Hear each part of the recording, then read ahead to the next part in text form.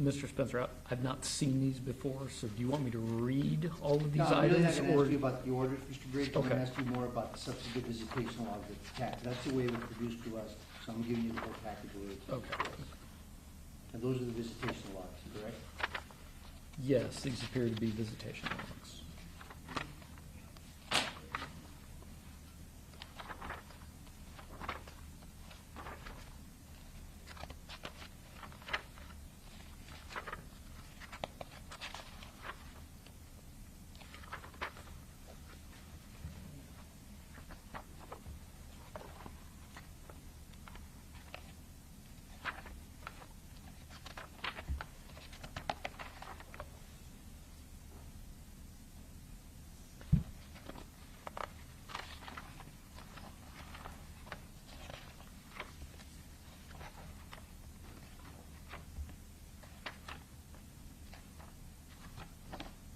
Well, it appears to be two copies of the same Correct. thing. Okay. That's all the right. way it was produced to us. Now, Okay. so that's exhibit number 7 you reviewed, correct, Mr. Briggs? Yes. I'm going to ask you to review exhibit number 8. It's got an affidavit by the Sheriff's Department of what they produced to us as well. And it's basically an expansion of defendant exhibit number 7. Ask me if you agree with that. I'll ask you if you agree with that.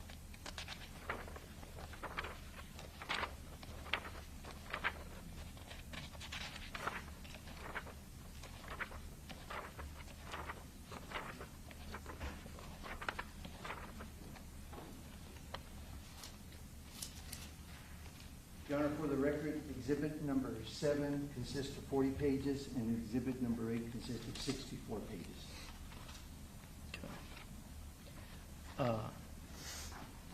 I think I am familiar with a couple of the copies of things that are in State 7. I don't know that, I'd have to sit down and compare 7 to 8 to see if these are, if what's in 7 is also included in 8, but there's a lot more in 8 that Right. I don't recall having seen before. Okay, so let me ask you, is it fair to say that exhibit 7 and exhibit 8 are visitation logs? That is a record of the people that come to visit Patrick Creek. Some of those documents are. That's what they appear to be, but I assume because they've got an affidavit from the jail that these are their records, that they would be able to tell you that. That's what they appear to be, yes. And would it be fair to say, from looking at these records, that every time a person goes to visit an inmate, the sheriff requires that there be a sign-in of who is actually visiting that inmate? Are you aware of that? No, but that doesn't surprise me. And Well, I have in the past, in cases, requested visitor logs, so I know that they do keep logs. I don't know any of the mechanics of it, or if there are exceptions or anything like that. Okay. These visitation logs, there's some notations or handwriting on those logs, on some of those logs, correct? In States Exhibit 7, there were some annotations in the margins of some of the visitor logs. States Exhibit 8 appears to have some handwriting as well on. I'm sorry, Your Honor, just for clarification, are we talking State's Exhibit or Defense Exhibit? Defense exhibits 7 and 8. I think. 7 and 8. Just for the record. You said states. I may have said states. I think he said states too. I apologize. Well, we don't need to go back. and ask Natalie. Defendant's Let's just- exhibit. we're Just so dealing- the record's clear, Your Honor. Yes. Are you familiar with one of these pages in Defendant's Exhibit number 8 that is a contact sheet visitation?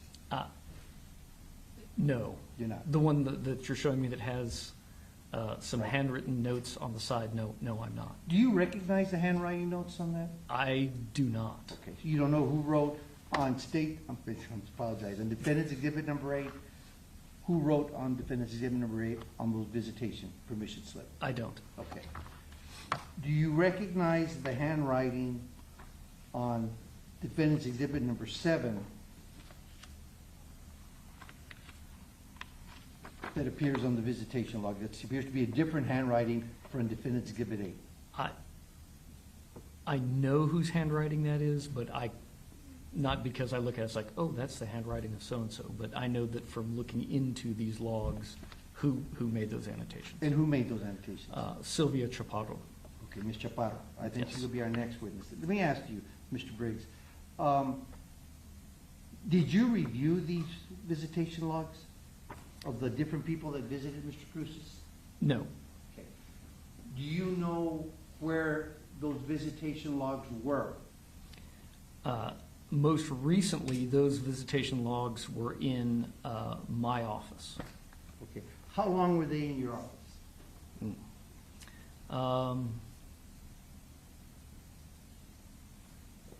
I don't know. Probably, Best guess. well, I don't like to guess. It had to have been probably sometime in 2023 is the best I can tell you. 2023 until when? Until probably a week and a half ago or 2 weeks ago, when we started looking through the office for documents responsive to the defense's discovery motion. We had asked requests from the district attorney's office to look in your office to see what other information you may have or documents you may have that had not been produced. I don't know if they were produced or not. Okay. Those documents were given to me by Loretta Huitt sometime in 2023. I don't remember when. Okay, can you estimate in what month of 2023? I Again, I really can't. I just know it's 2023 because I came back to the office in 2023 in February. Ms. Hewitt was already there, and I know that she left the office in November of 2023. So it was sometime between February and November of 2023 when she brought those to me. The dates on the visitation logs might be an indication of roughly when that would be. Obviously, they were brought to me after the dates on those logs, but I can't tell you in 2023 when that happened. So approximately at least a year they were in your office. Did you ever look at those visitation logs during that year that they were in your office? No, I didn't. Ms. Hewitt brought them to me. I don't remember the specifics of our conversation. She was concerned about these documents. I told her she didn't want them. I said that she could leave them with me, and she did, and I put them, I was busy on other things at the time. I put them with my Walmart materials, and quite honestly, I didn't go back to them. I'd kind of forgotten that they were even there until we started looking for items in the office responsive to the defense's discovery motion. When Ms. Hewitt gave them to you, because she said you told the court that she was concerned. She had a concern that maybe the district attorney's office had in its possession documents that it should not have. Is that fair? I don't remember that being the conversation. I just knew that from what I recall, she was upset. I wasn't exactly sure why. I didn't really have the time to delve into the matter at the time. She handed them to me. I looked at them. I'm like, okay, they're visitor logs. That's not out of the ordinary for us to have visitor logs. So I set them aside, and then I didn't ever get back to them.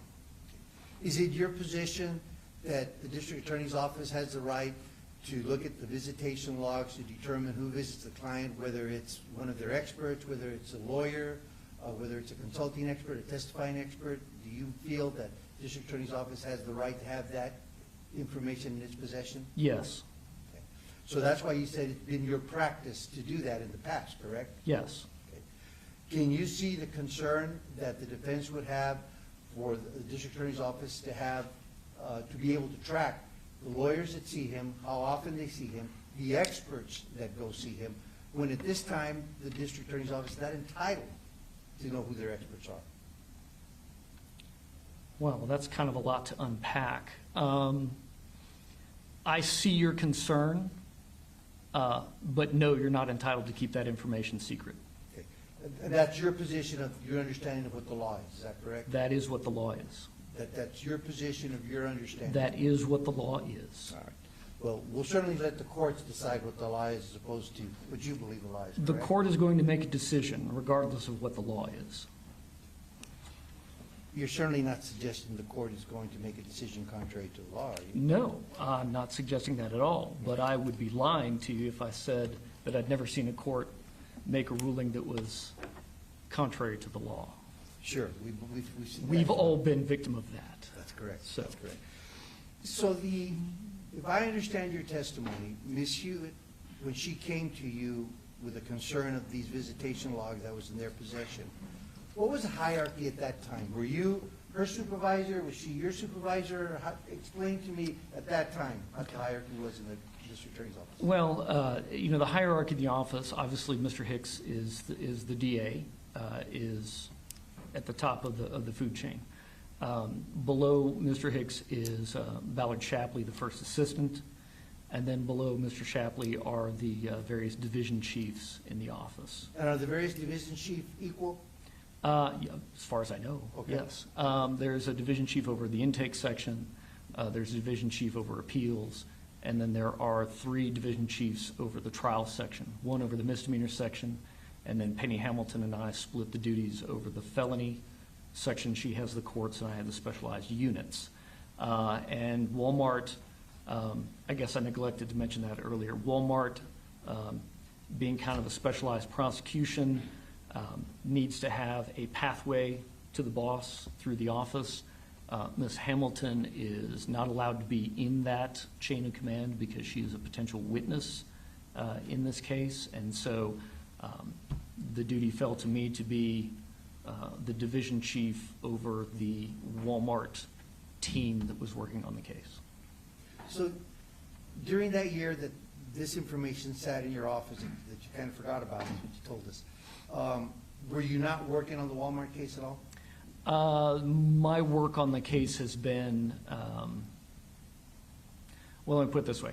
I'm not involved in the day-to-day workings on the case. I'm not involved in what Ms. Hewitt was doing when she was there. I'm not involved in what Ms. Tarango is doing on a daily basis. We have Walmart meetings. We discuss what's going on. I'm a part of those meetings. I consult or am consulted to the extent that they want to hear what I have to say about things with regard to the Walmart case. But if Ms. Tarango has problems or concerns or issues, she can come to me with them, and if need be, I can run them through Mr. Shapley or directly to Mr. Hicks.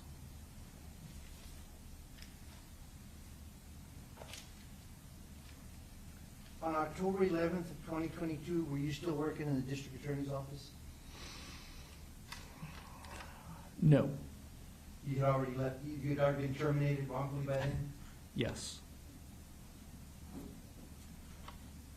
During the time that you were in the district attorney's office, you've received correspondence from Mr. Valenzuela or Mr. Stevens or myself of certain requests. Is that a fair statement?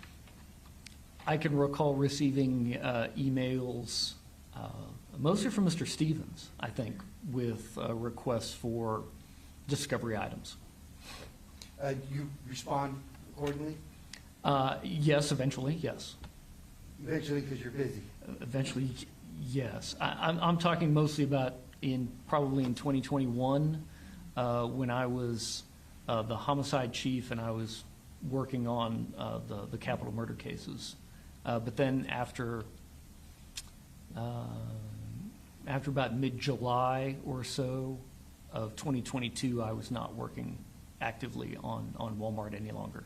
Is it your position that all phone calls from the jail, even if they're with an attorney, is phone calls that the district attorney's office is allowed to listen to?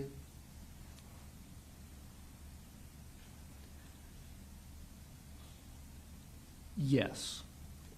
So your position, your practice has been that if there's an attorney-client phone call that's recorded at the jail that comes into your position, the prosecutors are allowed to listen to you? I would answer that this way. Someone in custody in the jail, state custody, federal custody, doesn't matter, the case law is very clear. Their rights to privacy basically don't exist. And phone calls coming out of the jail are recorded, and everybody knows that. In fact, at the beginning of the phone call, it says, this phone call is being recorded. Okay, could be monitored, it's being recorded, which means that the way I see that, first of all, I don't know why any attorney would speak to a client on a phone call that's being recorded and expect that they have any right to privacy in that conversation. Okay, I understand the attorney-client privilege and all of that stuff, but at the point that you have that conversation in front of a third person, you're waiving that attorney-client privilege. If that phone call is being recorded, that means I can listen to it. And you should not expect that you have any privacy in that phone call. There's a way to make those phone calls that are not recorded by the jail.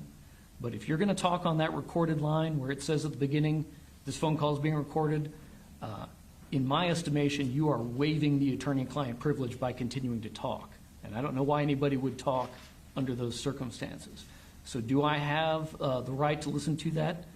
I think yes, because the people were warned these phone calls are being recorded, and I have access to them, and I can listen to them.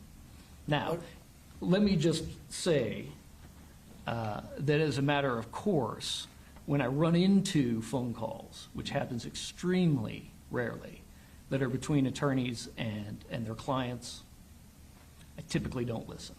Okay, it might be constitutional, but it's not Christian. Okay, so.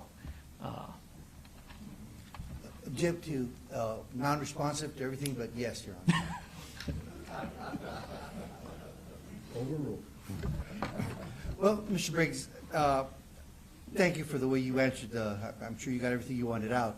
Well- But you are aware that those phone calls, that recording that comes out, neither the lawyer nor the client has any discretion or ability to eliminate that disclosure, that waiver. Which is why those discussions shouldn't be taking place on those phone calls. Maybe you didn't understand my question, Mr. Briggs. Maybe it was too complicated. It's real simple. You understand that neither the defendant or the lawyers have the right or the ability to change any of that waiver or that pre-recording. Yes, I understand that. You do not have the ability, nor does your client, to opt out of the recording. And you're aware that, or are you aware, that during COVID, when it was difficult to see clients, that some lawyers made arrangements with the jail to have attorney-client conversations that are not recorded. Are you aware of that? I am aware of that, yes. Okay. And that was a So, very special. and even under those circumstances, that waiver or that disclaimer still comes out under those calls, but that was set up so specifically with the COVID issue, and specifically because maybe some lawyers wanted to set up an attorney-client conversation. Are you aware of that? I'm not, well, the short answer is no. I know that there were special rules in effect during COVID because the jail was restricting attorneys' abilities to go physically visit with their clients. Right. So we were left with nothing but the phone calls. So now, I think we were attempting to not record those calls, not hand off those calls so that attorneys could have confidential conversations with their clients because they didn't have the option to go see them physically. And so, yes, I know accommodations were made. I don't know if the warning was removed or not, but I think what the jail started doing is they started blocking the recordings of calls to certain attorney phone numbers.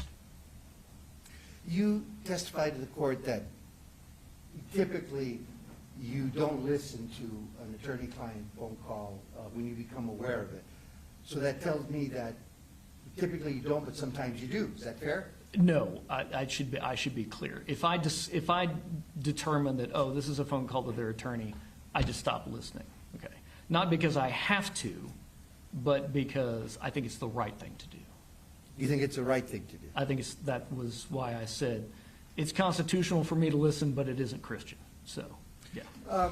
Did you instruct Ms. Hernandez to listen to phone calls out of the system specifically related to Mr. Cruz's? I don't remember a specific conversation, but I probably did. That's typically one of the things I ask paralegals to do on bigger cases, is listen to phone calls from the defendants. Okay. When you had what exactly was it that Ms. Hewitt gave you? When I flipped through Defense 7, I've not seen any of those orders on there. There are pages in there that appear to be kind of like a grid, like you would fill out. And there were probably about a dozen pages, maybe. I don't know, I didn't count. The majority of them were these kind of grid sheets that had a name and probably a date and a time. I don't know what's on there. They look like jail logs of people who've come to visit. Like if you go and there's a clipboard and you put your name and your information, and it was just some full pages of that. And then she gave me, at the end of that, there were, I believe, 2 pages that had, and I don't know what they are. They look like photocopies of a slip that's about less than half of a page in size, and I think there were 3 of those. I don't know what those are. I assume that's related to jail visitation paperwork. So it was about a dozen pages. So in Defense 7, it's the pages that look like what you would expect to see in a jail visitation log, and then 3 slips that are after that. And you telling the court that when she gave it to you, in the year that it was in your office, you never looked at it? No, I never. Okay. I looked at it, obviously, but I did not go through it or try and discern what was there or what it meant. You didn't know, you're telling the court you did no analysis of the information that was in there? Correct. Okay. When you assigned Ms. Hernandez a task, she reports to you based on the assigned task you gave her, correct? Yes. Okay. Do you recall her reporting to you specifically on the calls, on the Cruz's calls? No, she never did. And typically the way that would work is I would ask a paralegal, listen to the phone calls, tell me if I find anything good, you know. So she didn't ever come to me and say, oh, hey, you know, I listened to this phone call and it's got the smoking gun in it or something like that. So that would typically be why she would come to me. But You don't know who had access to these logs before you received them in 2023, correct? the written jail logs? Yes, sir. No, I don't. I just know that Ms. Hewitt brought them to me. Okay. Did you ask her where she got them, how she got them, when she got them, anything like that? No, I didn't get any of those details. But again, it's because I didn't, at the time, nothing struck me as out of the ordinary. So I didn't ask those kinds of questions because it wouldn't have been out of the ordinary for us to get jail logs.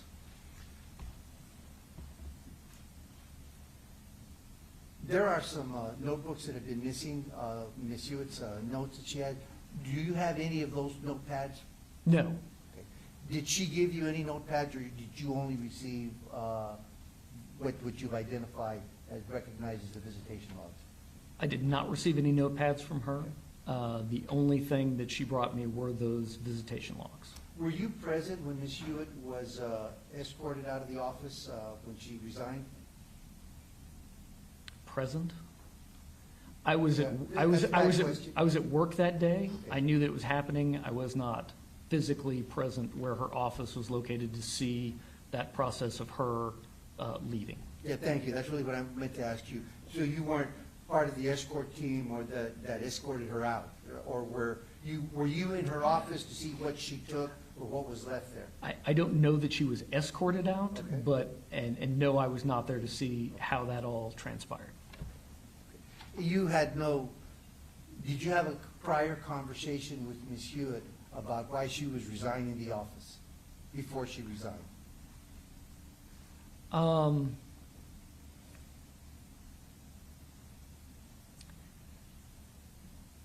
Sort of, I think. We discussed that she was trying to get a meeting with Mr. Hicks.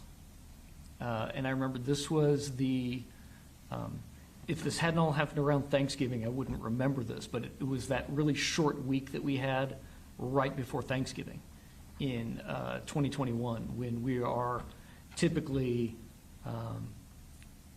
just swamped with stuff because it's a short week. We've got 3 days. For some reason, the courts want to pack a week's worth of stuff into those 3 days, and we were running around like crazy. She was trying to get a meeting with the boss, and there was one scheduled for Monday. It didn't happen, and I just remember she was very upset that that meeting did not happen, and it was immediately after that that she turned in her resignation, which, if I recall, reflected some of her displeasure. And the meeting that she was trying to get with the boss is Mr. Hicks, is that correct? Yes, I mean District Attorney Bill Hicks. Yes. Are you actively working on the Walmart case now, Mr. Briggs? Yes, I suppose. You say you suppose? Well, I'm not, like I said, I'm not involved in the daily, Okay. Workings of the case. I do consult with the attorneys with some regularity. I do know what's going on with the case, what we're doing, but I'm not the person actually doing the work. Did you have any conversation with Ms. Chaparro about her writings on those visitation logs? No, all I know is that when I found them, I noted that there was handwriting in the margins, and it was in blue ink, which tells me it looked like that was someone's original writing on the side of those. And I took those documents to Ms. Tarango to inform her that, hey, I've got these things, and this is probably related to the defense's discovery motion. And I said, and there's writing in them, and I don't know whose this is. And so we did a quick little ask of, does anybody, who is this? And it turned out that it was Ms. Chaparro. Okay, so that's how you determine. That's how I know, if you will. So it was just recently that you provided those to Ms. Tarango and told her, hey, the defense may be looking for these, and here they are. Right. It was after your motion, and then the hearing we had, and the judge's instruction that we were to go look for, documents responsive to the defense motion. And that reminded me, oh, hey, I may have something that Loretta had given me, and I went to go look. I'm like, hey, these appeared. Now I understand, what this is in relation to the defense's motion. And so I took it to Ms. Tarango.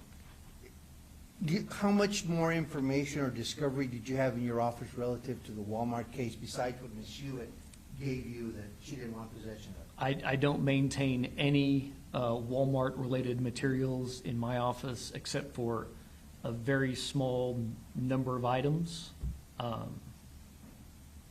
None of them are related to the discovery in the case. I'll tell you, I have the notebook of the information that the defense provided to the state with regard to the defense's experts. Mitigation? The mitigation, yes, I have that in a notebook. I have some research and documents related to charging capital murder. I had some a memo that was drafted regarding case law on change of venue in case that becomes an issue.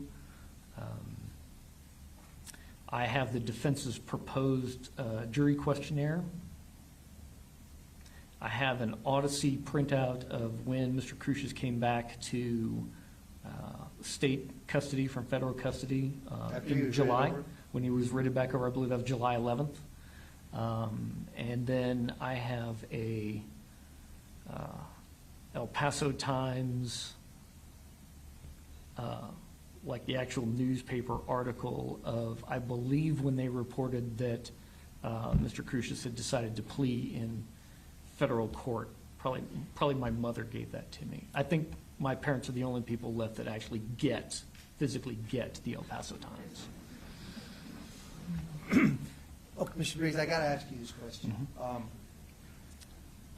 If you had some documents as Ms. Hewitt gave you that you had in your office for about a year, and you knew she was upset or she had concerns about those documents, so you took it off of her hand, and you're not really active hand-to-hand working on the Walmart case, why didn't you turn that over to Ms. Tarango or to one of the other lawyers that was actively working on the case? Because I forgot that I had them until we started tearing apart the office looking for documents in response to the court's ruling at the last hearing.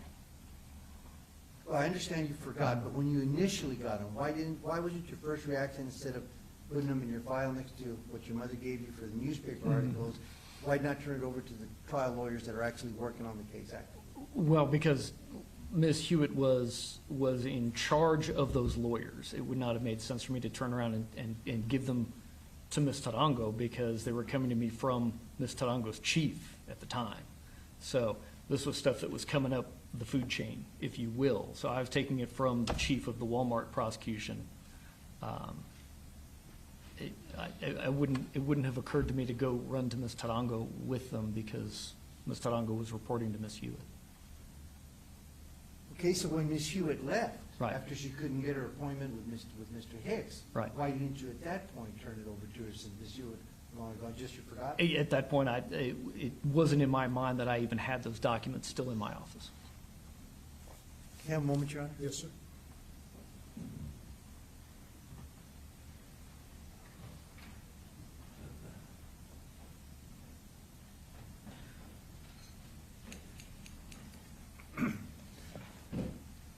Since it's your opinion that it's proper for a prosecutor to listen to a phone call that's recorded between a client and his attorney, is that the same instruction you gave Ms. Hernandez when she's listening to the calls? That is, you didn't filter her and say, don't worry if it's an attorney call, because if it's recorded, you can listen to it? I'm going to disagree with your use of the word proper. Okay, Okay. go ahead. Legal, I think it's legal. Okay. Okay. No, I did not give her specific instruction. I told her, listen to the phone calls. Okay. And that would be all Because- the calls? Would have been all the calls, right. Did she, how did she report to you what she found in the calls? I never got any reports from her that she had found anything that I would have been interested in. Well, Mr. Briggs, in the past, you and I have had lots of cases against each other where you will disclose, oh, by the way, here's the recorded phone calls that your client made, and we intend to use them in trial. Right. Correct. So how does the paralegal report to you when they find something like that? How do you know about that to be able to tell us? Usually because they're waiting in my office first thing at 8 a.m. When I come in and, ooh, you won't believe what I found in the phone calls. You know, that's how I get alerted to it. I come into court and I present them to you, and I take credit for all of that, like I found it. But no, if the paralegals don't come to me and say, hey, I found this person saying something really damaging to their case, then I typically don't know about it. So, I mean, the paralegals, when they listen to somebody and they're making some kind of confession to having done something, or where they hid something or something along those lines, I mean, they know that's important to us and our prosecution of the case. And so I'm dependent on them using their judgment in what is important to the case, and then they come and they bring it to me. That's when they come to you with an aha moment. An aha That's what I moment, found. yes. I didn't have any aha moments from Ms. Hernandez. Kind of like us when we said, aha, the state's been listening to our phone calls, right? Right. One of those. Pass the witness, Your Honor. Mr. Hicks.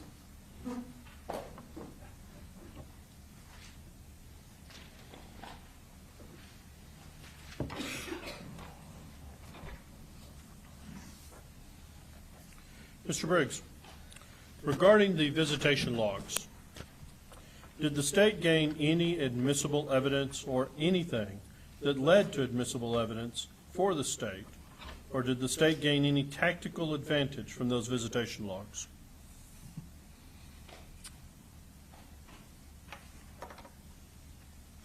I'm going to have to say no, simply because they were just shelved in my office from probably right after the time we got them to just a week or week and a half ago, and we haven't done anything, investigated anything or obtained anything based on whatever's in there, because I don't think anybody has actually gone through them and looked at them. Mr. Briggs, let's talk about Case Portal. Okay. Regarding the Walmart case, how is Case Portal different now versus when Walmart was initially loaded into Case Portal? Well, as we have talked about in here on many occasions, the Walmart case is very voluminous. Voluminous like nothing I've ever seen. And our Case Portal system, which is how we allow defense attorneys to view discovery in our cases, really was not able to handle the size of the Walmart case. And so we undertook to find software from third parties to handle the discovery. There are companies who have discovery software products available. I imagine they have a great deal of business in the civil world on extremely large civil cases, class action suits, things of that nature. And we began exploring the possibility of using one of those software packages to handle the Walmart case. This is one of those, not really we, but other people, not me so much, started looking at these software packages. I remember it fell mostly to Ms. Tarango. Ms. Huitt was involved in that somewhat. We did not find any software packages that we liked, that were what we needed, and that would accommodate our needs on the criminal side. These are pretty much geared towards civil litigation. So we requested from our IT department, the county IT, to basically fix the portal to accommodate the Walmart case. And their solution was to basically put the Walmart case on its own server, on its own little mini version of the case portal. And so now that's how we are able to access the volume of material that's involved in this case, because it's running on its own separate case portal server and with restricted access. Let's talk about restricted access. What does that mean? Before, when we were struggling to use just the regular case portal to access the Walmart case, we asked IT, the county IT, can we lock this case and only make it available to certain users? And the answer to that question was no. We could not lock it. And so, that was obviously one of our concerns, but we did not have the ability to restrict who accessed that case. I know that when Mr. Esparza was in office, we were instructed, if you don't have any business in the Walmart case, stay out of it. Okay, and because we can and did periodically run reports on who had accessed the case, but there was no way to restrict the access. That continued under Ms. Rosales. I told the office, if you don't have any business, stay out of it. And then I believe twice, I think during Ms. Rosales' tenure, I ran a report to see who was accessing the case, found that there were a couple of misdemeanor clerks that had no business really poking around in the case. Some brand new attorney hires that went in there. And I went to those people directly, told them, don't do that again, ever. Don't be poking around in that case. Send another reminder, hey, stay out of the case. That problem was alleviated after you took office and we moved Walmart to a separate server with restricted access. So now only designated people can access the Walmart case? Yes, only those people that have a need to be in the Walmart case have access to it. Okay. Let's talk about the individual folder where that contained what potentially was attorney-client communication. You familiar with that folder? Are we talking about the phone calls? The phone calls. A little bit, yes. Okay. So what is the structure of portal that would get us to a folder that would hold what was potentially attorney-client communication recordings? When you log into the portal, there are a bunch of, I guess, menu items that go down the left side of the portal that give you access to various things. One of those is like law enforcement reports. I can click on law enforcement reports, and then it opens up all the law enforcement supplements, and those are further subdivided now into agencies and things of that nature. With regard to the phone calls, there's also a media tab in the portal, and I can click on media. That opens up subfolders that have audio files, video files,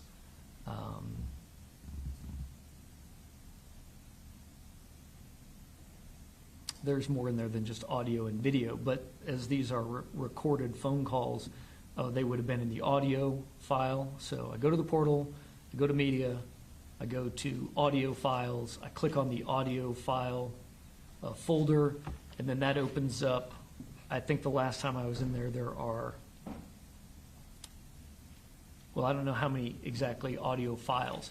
The audio files then are listed down the page, and each page, it scrolls for a little bit. So you scroll down, and it continues to list calls. There are probably 40 files per page. And then when you get to the end of the list, you can click on the next page, and it'll open up the next 40. And I think there's 3 pages of audio files in there. Over 100 audio files. Probably, yes. And those would be like all the 911 calls, things along those lines?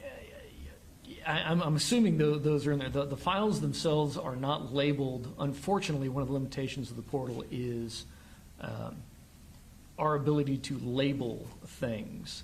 And unfortunately, the case portal, it pulls information from some other sources. Like it pulls police reports straight out of the police computer that makes those reports. It pulls the photographs from the police server.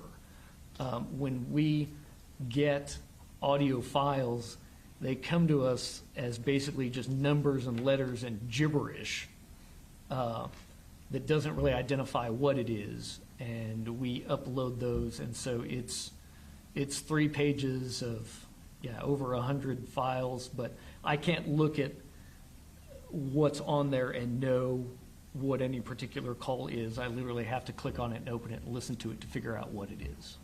There's no way to scroll down and look at, oh, this file is labeled attorney-client call. Right. Yeah, there's no that says, listen to this one first. This is attorney-client, conversation. No, there's nothing like that. Okay. You mentioned that we can run a report and see who has accessed the Walmart case. Can we run a report and see who has accessed the individual folders?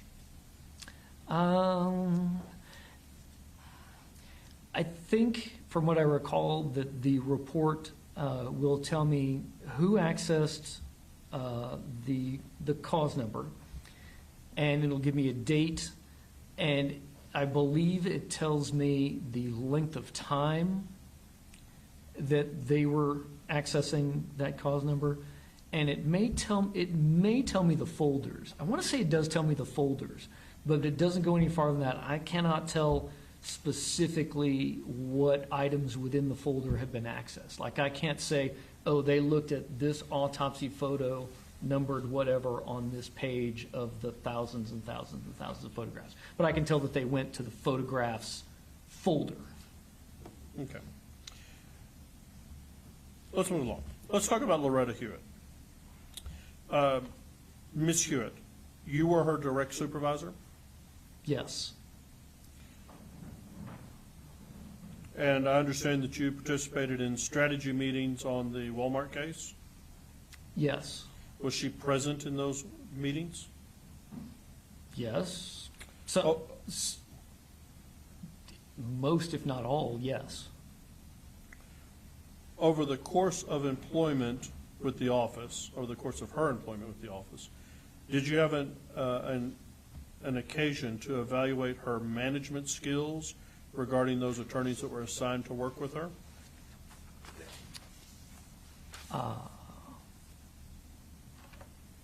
I'm not sure what you mean by evaluate. I don't recall if, I never performed a written evaluation of Ms. Hewitt because I don't believe she was in the office long enough, but I was aware of her management of the attorneys that were assigned under her own Walmart case. Did you receive feedback from the attorneys that she supervised? Yes. And when she turned in her resignation in late November of 2023, what was your opinion regarding whether or not the district attorney's office should attempt to retain her or go ahead and release her?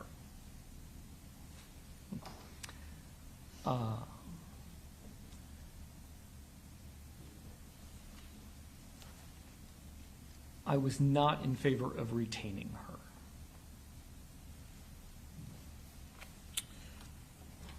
Let's talk about attorney notes. Mr. Spencer went through some of your background in the law, mentioning that you have prosecuted capital murder cases. Any idea how many trials you've had?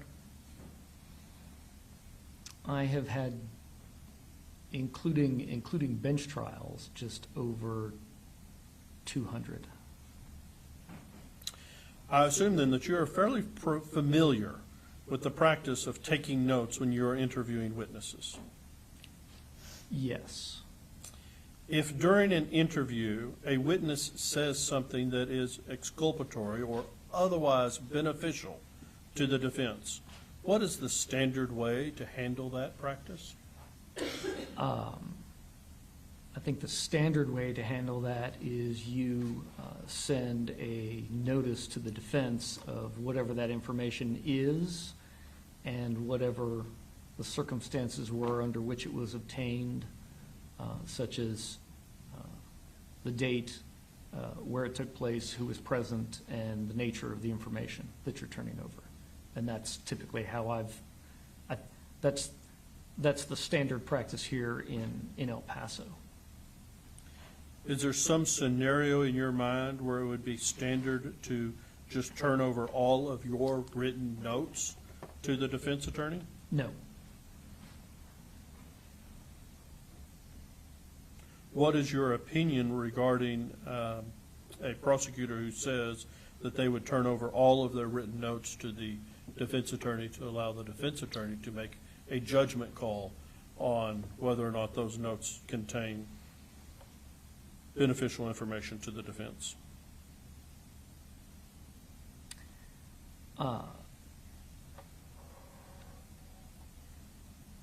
Well, that is certainly not how I would do it. But I think that is certainly more than is required under the law.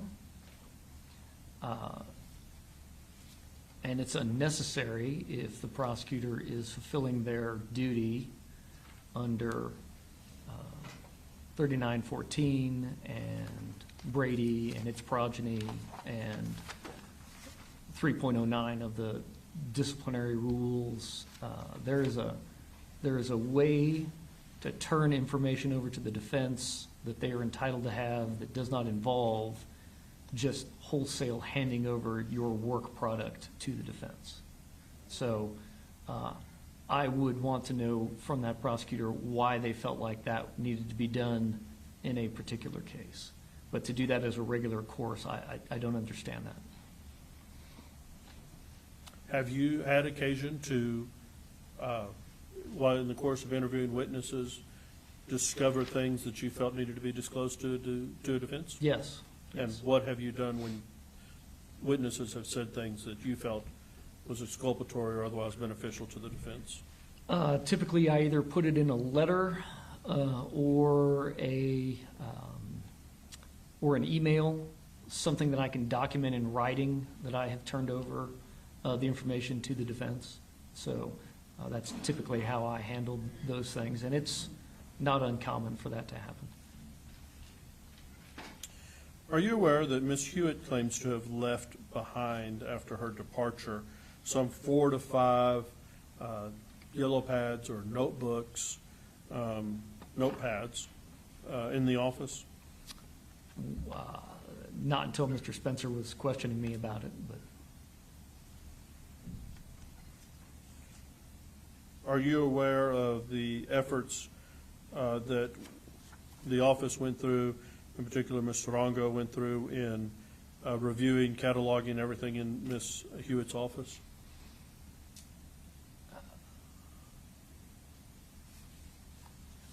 I'm not aware of the exact extent to which that was cataloged or detailed.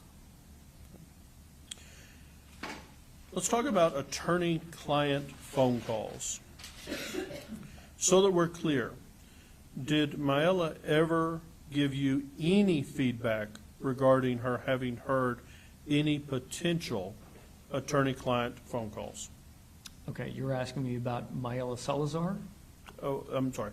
Let me go ahead and clarify. Did any paralegal, anyone in the office, give you any feedback regarding having heard any potential attorney-client phone calls? No.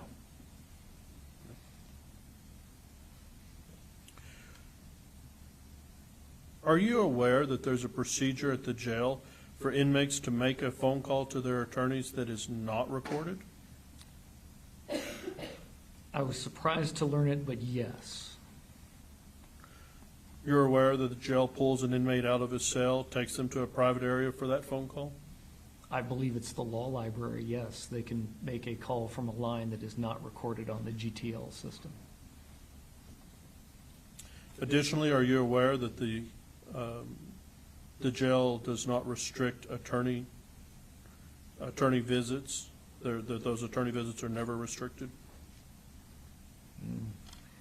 Dangerous to use the word never.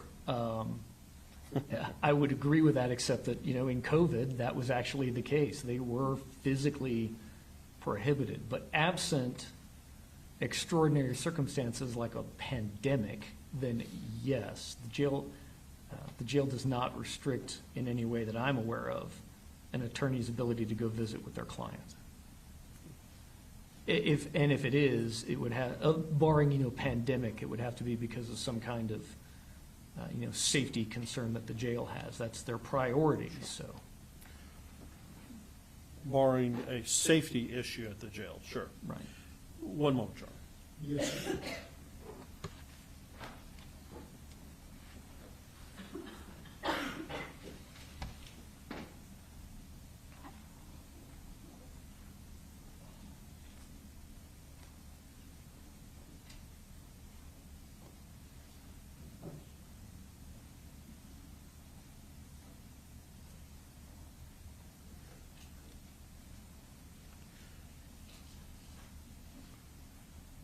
Just so, are you aware whether or not there had been an actual order signed that allowed for attorneys to see their clients at the jail during COVID? I'm sorry, what was the question? Were you aware that an order had been signed allowing attorneys to go to the jail during COVID to see their clients? No, I'm not aware of any such order. All right, very good. Pass the witness. Mr. Spencer?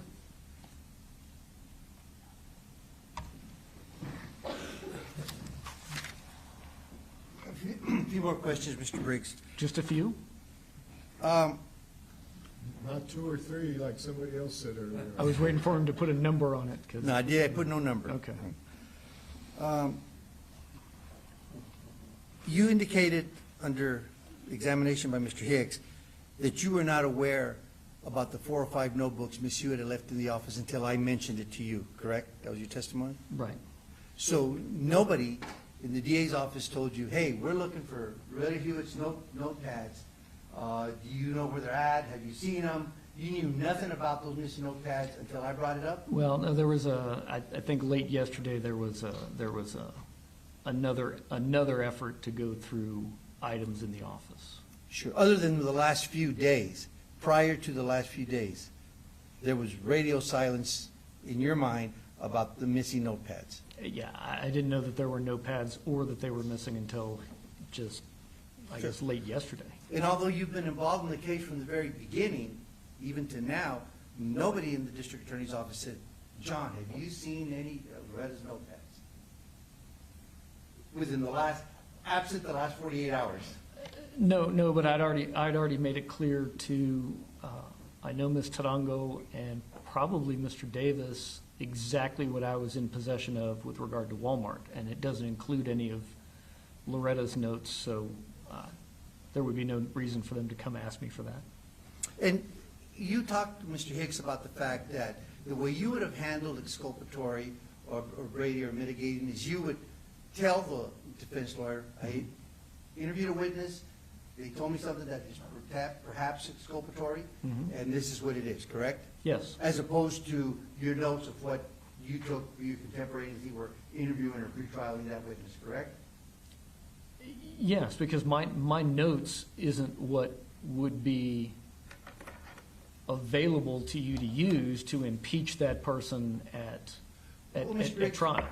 Would it be fair to say that you as a career prosecutor will look at a witness statement very different from what a defense lawyer will look at it? Would you agree with that statement? No, I would not. You think that prosecutors and defense lawyers look at the statement and they're on the same page exactly what that witness said? I think good prosecutors, yes. Okay. When I look at a witness statement, I look at it for what's good for me, and then I put on my defense attorney hat and say, if I was the defense, what would I do with this statement? And I look at it in a, how can the statement hurt me as a prosecutor if I'm in defense mode? So, no, I look at statements, what's good for me and what's good for you. And I think that's what good prosecutors do. And when you said you put on your defense attorney hat, you've never been a defense attorney, have you? No. I've gotten to play defense attorney a couple times. In mock trials? No, actually, I was actually thinking about Daniel Villegas, but because since you had the burden on that writ, I got to play defense attorney. So it was basically just go in and complain about everybody and everything and see what happens. It didn't go very well for you, did it? It went fine for us on the writ. Did it? Yeah. The transparency that I want to talk about, you don't see that you to have full transparency would be if you're interviewing a witness and that witness says something exculpatory, give those notes to the defense lawyer and we have full transparency as opposed to your interpretation of what that witness said. Do you see that issue? I'm not aware of the Code of Criminal Procedures section that deals with full transparency. No, you are aware that the code calls for prosecutors to do justice, correct? To see that justice is done, yes. And prosecutors should not hide evidence, correct? That's true. Right. They should not manipulate evidence, correct? Absolutely. But there are rules that deal for how I turn over things that are beneficial to you. That's my duty, is to comply with those rules. Sure. Your interpretation of how you think that information should be related to a defense lawyer. No, I don't think it's open to much interpretation. Something is good for you or it's not. Okay. Mr. Hicks asked you about the fact that when Loretta Huitt resigned, if you were in favor of retaining her. Well, she resigned. She wasn't asking for a job. She resigned. She's telling the office, I'm out of here. So it's not a question of whether the office could retain her, because she didn't want to be retained or did not want to work for the DA's office. Isn't that fair? Well, the question I took to mean, and because this is not unheard of, sometimes when people turn in their resignations, I have talked to people after receiving a resignation to talk to them about that decision. And there have been instances where people have changed their mind and decided, okay, you know what? I'm going to rescind that and I'm going to stay. And we have We have engaged in that over the last couple of years. When people resign, we sit them down. What is it? What's the problem? Is this something we can fix? Is this something, we can change? What would we need to do to make you stay? If it's something we can accommodate, then maybe we do. But that discussion was had, and I was not in favor of reaching out to her to try and talk her into staying. So is there an evaluation done on Loretta? Was there an evaluation done by the office? No, there wasn't, because your first evaluation is done on the first anniversary of your employment with the office. And my understanding, I know she was there when I came in February of 2023, was that she was hired by, from what I recall, she was hired by George Ohana in that weird period where Ms. Rosales had already decided to resign, and Mr. Ohana was kind of running the office, and he made an offer to Ms. Huitt to come work at the office, and so that offer had been made, and Mr. Hicks, when he came in, honored that offer and allowed Ms. Hewitt to come work at the office. But Mr. Hicks did not hire her. She was already, or had been made an offer before Mr. Hicks took office.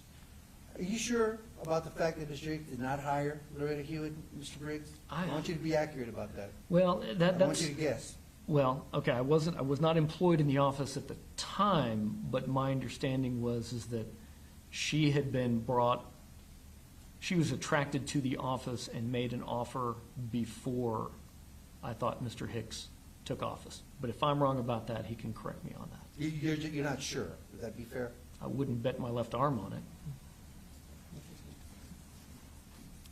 I wouldn't either. Okay.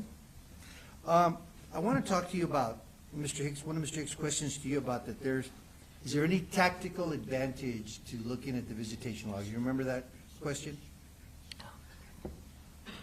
Not specifically, but we can Okay. talk about that. Well, yeah, I wrote it down, and you correct me if I'm wrong.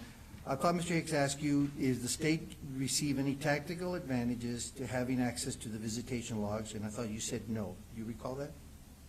Right. Okay. So you're in agreement with the statement that you believe there's no tactical advantage by looking at the visitation logs of who visits Mr. Cruz, correct? Right. That's going to have next to no bearing on this case, or this trial Okay. anyway. Well, if, for example, some of the visitors to Mr. Cruz's were experts, consulting experts, maybe even testifying experts, that you, at this time, are not entitled to know who they are. Because you do know that the law dictates when the state is entitled to know who our testifying experts are, correct? Yes. Okay.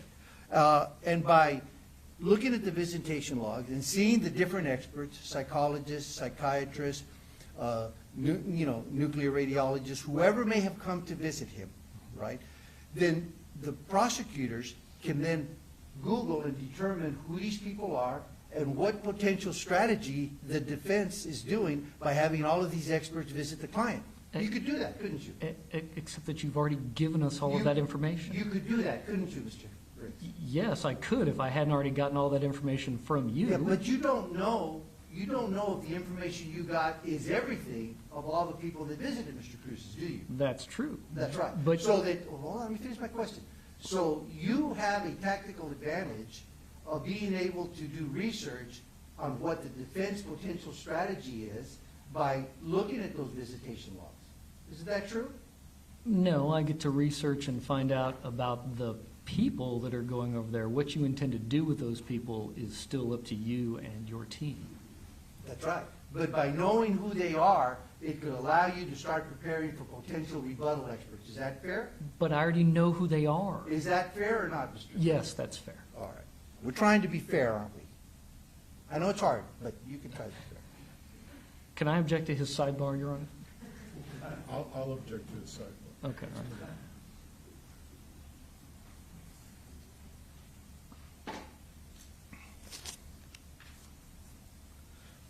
So, to be fair, a prosecutor, Fair as you define fair. Let's wait for an answer, no question. wouldn't it be fair to say, Mr. Briggs, that a prosecutor who knows the defense experts that are coming to consult with the client over a period of time could then do research on those experts and make a determination as to what the potential strategy is for the defense? Yes or no? It's not yes or no.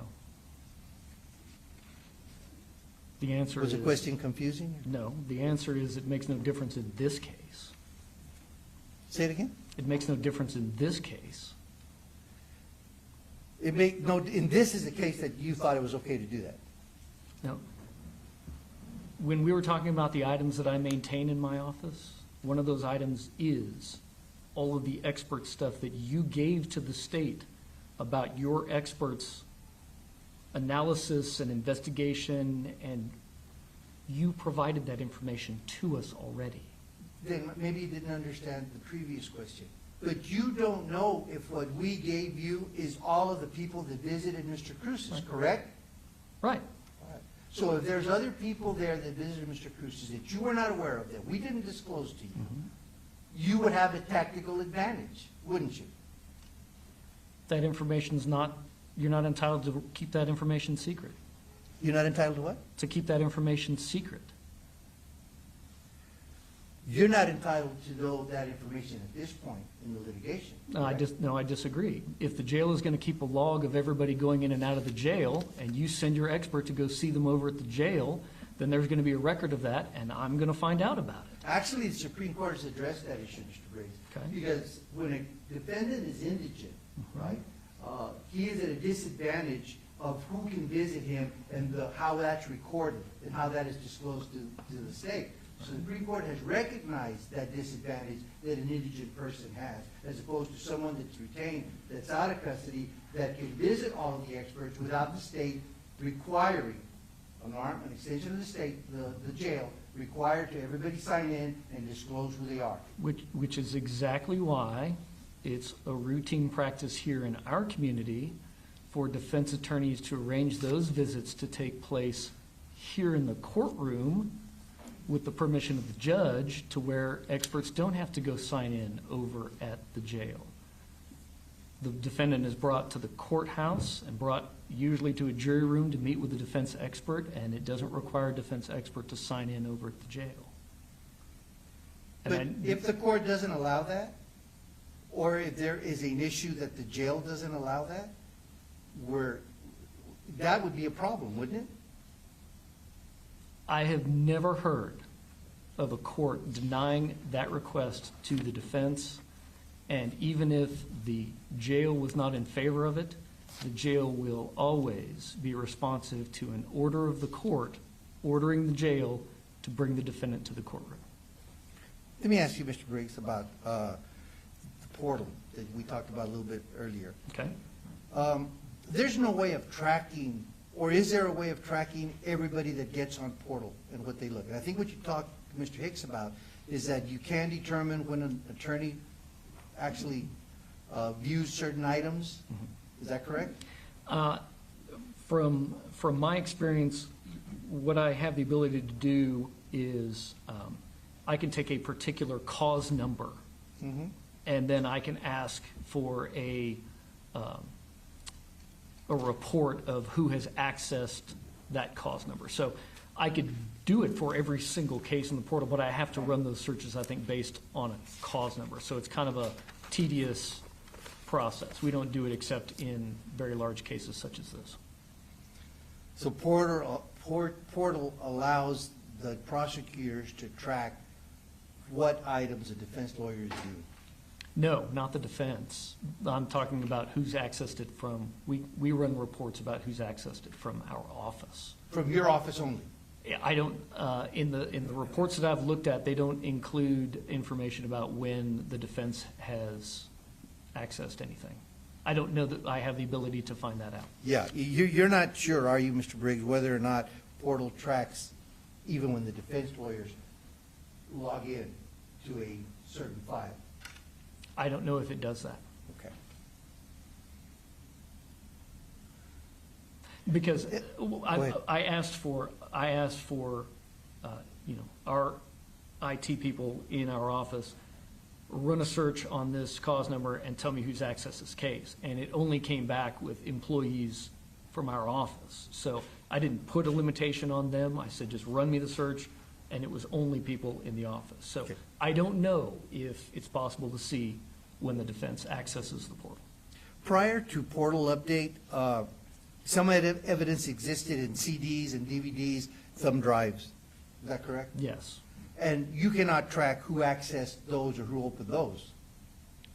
No, but those are kept under lock and key. Those are in a secure area in the office, and only people working on the Walmart case have access to them. And in this case, there's quite a few people working on the Walmart case, correct? Well, I don't know how you define quite a few, but there is Ms. Tarango, used to be Mr. Williams. We've had some attorneys that have come and gone over time that have worked on the case. But I think right now, that access is restricted to Mr. Hicks, Ms. Tarango, to Mr. Davis, and, well, I'm talking about who has access in the portal, our Yes, sir. lockdown portal. Yes. Mr. Hicks, Ms. Tarango, Mr. Davis, Ms. Stroud, the division chief over intake. Lily I Stroud's have- in the appellate section? She's in the appellate section.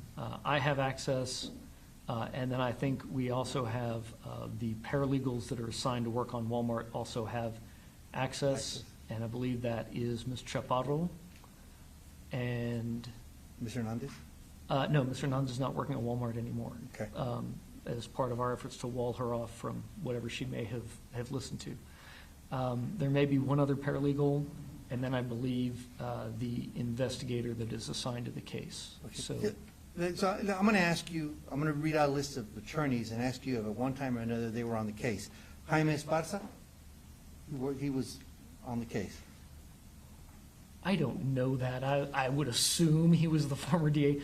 To be clear, I didn't have any involvement in Walmart until Ms. Rosales took office July 1 of 2021. So what was going on in the office under Mr. Esparza's administration on Walmart, I think I know who was working on it, but I wasn't involved, and so Well, I'm going to ask you the ones that you're aware that the arraignment, it was Mr. Esparza who appeared with Ms. Tarango for the arraignment. Were you aware of that? yes, because I've seen that So footage these- on the news like 100 times, yeah. Correct. So Mr. Esparza was on the case, correct? He's the DA, yes. Okay. James Montoya has indicated he's been on the case. I don't know if that's true or not. You've heard him talk about that in the past, have you not? I don't know that I don't, Okay. actually, I don't think that he, I'm not trying to call him out, I don't know that he was. Well, he Because- certainly indicated to the public that he was on it. He said he was there at the scene on day one. That may be true. Okay. I know that at the end of Mr. Esparza's administration, we had the 3 active death penalty cases, and they had been divided up among the attorneys that were there that still had death penalty experience. And I could be wrong about this, but I thought that Mr. Montoya was working with Ms. Hughes on Facundo Chavez's capital murder case, and that the people that were on Walmart were Ms. Tarango and Ms. Butterworth and Ms. Enriquez. Okay, so, okay. Well, certainly I think, have you heard representation from Mr. Montoya that he was on the case? I've not. Okay, I've not all been right. following that. All right. Mr. Tarango was on the case, correct? Is on the case? From what I understood, yes. Denise Butterworth was on the case? Yes. Yvonne Rosales was on the case? Yes. You sat right next to her here in court more than once, Mr. Briggs. Yes, unfortunately, I was present for that, yes. Okay, all right. Curtis Cox was on the case? Yes, Okay. Scott Ferguson was on the case? yes, Charles Vance was on the case? yes, Loretta Huitt was on the case? yes, Ada Nawari's on the case? And I may have not mispronounced her last name. I know who you're speaking of, yes. Okay. Mr. Hicks is on the case? Her last name, I believe, is Waneri. Waneri. Waneri, Thank yes. you. Can you spell that, please? No, I cannot. I will butcher it. It has a very Okay. uncommon spelling. You're on the case? Yes, Mike Williams was on the case? yes, Mr. Davis is on the case? Yes. Okay. Haban Mohammed is on the case? Yes. Lily Strauss, you mentioned, is on the case? Yes. Kyle Myers was on the case before he went to the U.S. Attorney's Office? Oh, I don't know about that. You don't know? Okay. And then there's Monica Agger that was put on the case, hired by Ms. Rosales? Right. I'm trying to remember what her last name was. Auger? Auger was like one of her last names. Monica Auger. But I know who you're talking about. Yes. She was on the case. Yes. Rick Locke is on the case? Yes. Okay. So there's been at least 19 prosecutors to date on the case, correct? Sure. Over 3 administrations. Yes.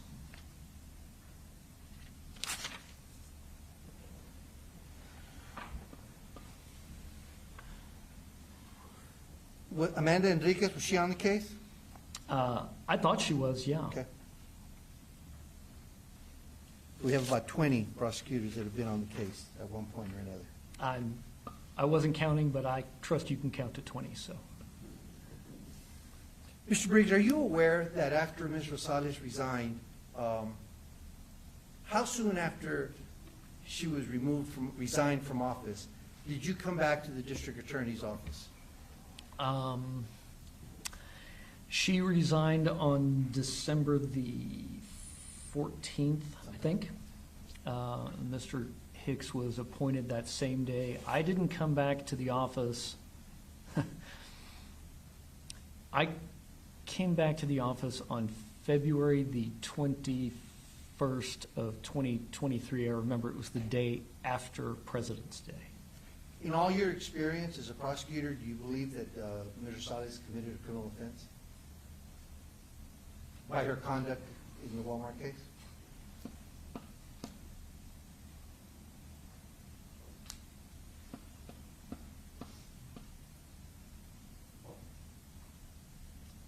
I'm waiting for some kind of objection by the state. Go ahead. I don't know if that's proper for this hearing.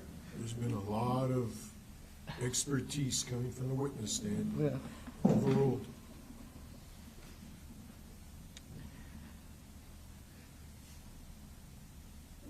I am not familiar enough with federal criminal law to give an opinion as to whether or not there is criminal federal conduct.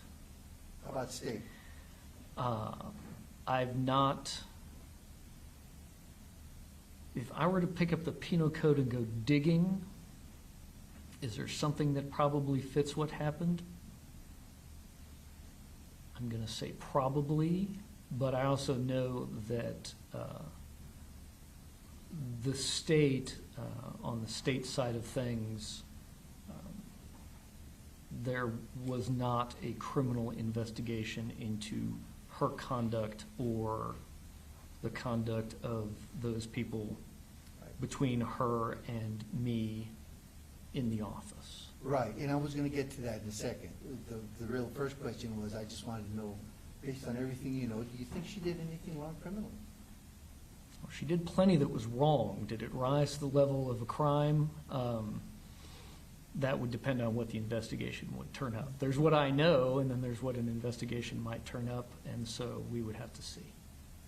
And the problem with that is that the district attorney's office did no investigation on Ms. Rosales. Is that true? That was a conscious decision. The answer is yes, they did not. That was going to look like a political witch hunt, so no, the office did not conduct an investigation. Go on, Mr. Spencer. That's the same for Curtis Cox's actions and Roger Rodriguez. There was no investigation done by the district attorney's office as to all of their nefarious action that has come out publicly, correct? That is a correct statement. When Mr. Hicks came in, he was inheriting a disaster, and I know the decision was made to move forward, rebuild, try and get the office back to functioning, and not to go look back and try and go after what may have happened, because that was That's a lose-lose. That's going to be seen as nothing but just a political kind of attack. And So Mr. that Hicks this was is- focused on going forward. That decision was made for a political reason, because of the politics. So because of what the politics optics might be, we're not going to investigate the criminal action of Ivan Rosales, Curtis Fox, and Roger Rodriguez. Jack, this is just he's making this a political attack, not a Let him finish, let him about the finish. motions at hand. Let him finish his question, and then let me know what your objection is. It was, I disagree with your characterization of it. It was an attempt to not appear that there was some kind of politically motivated investigation going on. So if a citizen in Paso County commits a crime, if it can somehow be tied that it might be politically motivated, we're not going to investigate the crime? Again, Your Honor, I reiterate my objection. He's continuing to make this a political statement as opposed to going to the heart of these motions. Your non-legal objection is overruled. My legal objection is relevance. Overruled. No, I don't think that's a correct statement. In this case, because of what was going on, the state did not conduct its investigation. Whether or not the federal government is or is not is where the federal government would have the ability to come in and investigate anything that happened, and they would be insulated from allegations that that was some kind of politically motivated investigation. So the state did not, and rightly or wrongly, I think it was left to the federal authorities to investigate the conduct of those individuals. Would you have liked for the state to investigate Mr. Rosales and Mr. Cox and Mr. Rodriguez's action?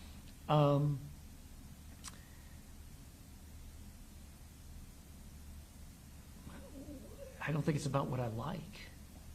That's my question. I'm indifferent.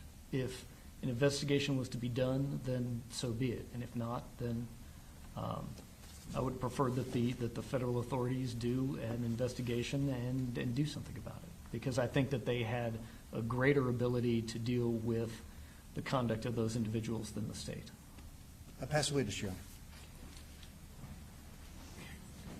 Let's do this. I wanted to have them subject to recall. We've blown past our 15-minute break that we're getting closer to lunch. But let's, go ahead, Mr. Hicks. Let's wrap up Mr. Briggs, who's got other places to be. Mr. Briggs, is the district attorney's office a prosecutorial or investigative entity? We are primarily a prosecutorial entity. What investigations does the district attorney's office engage in?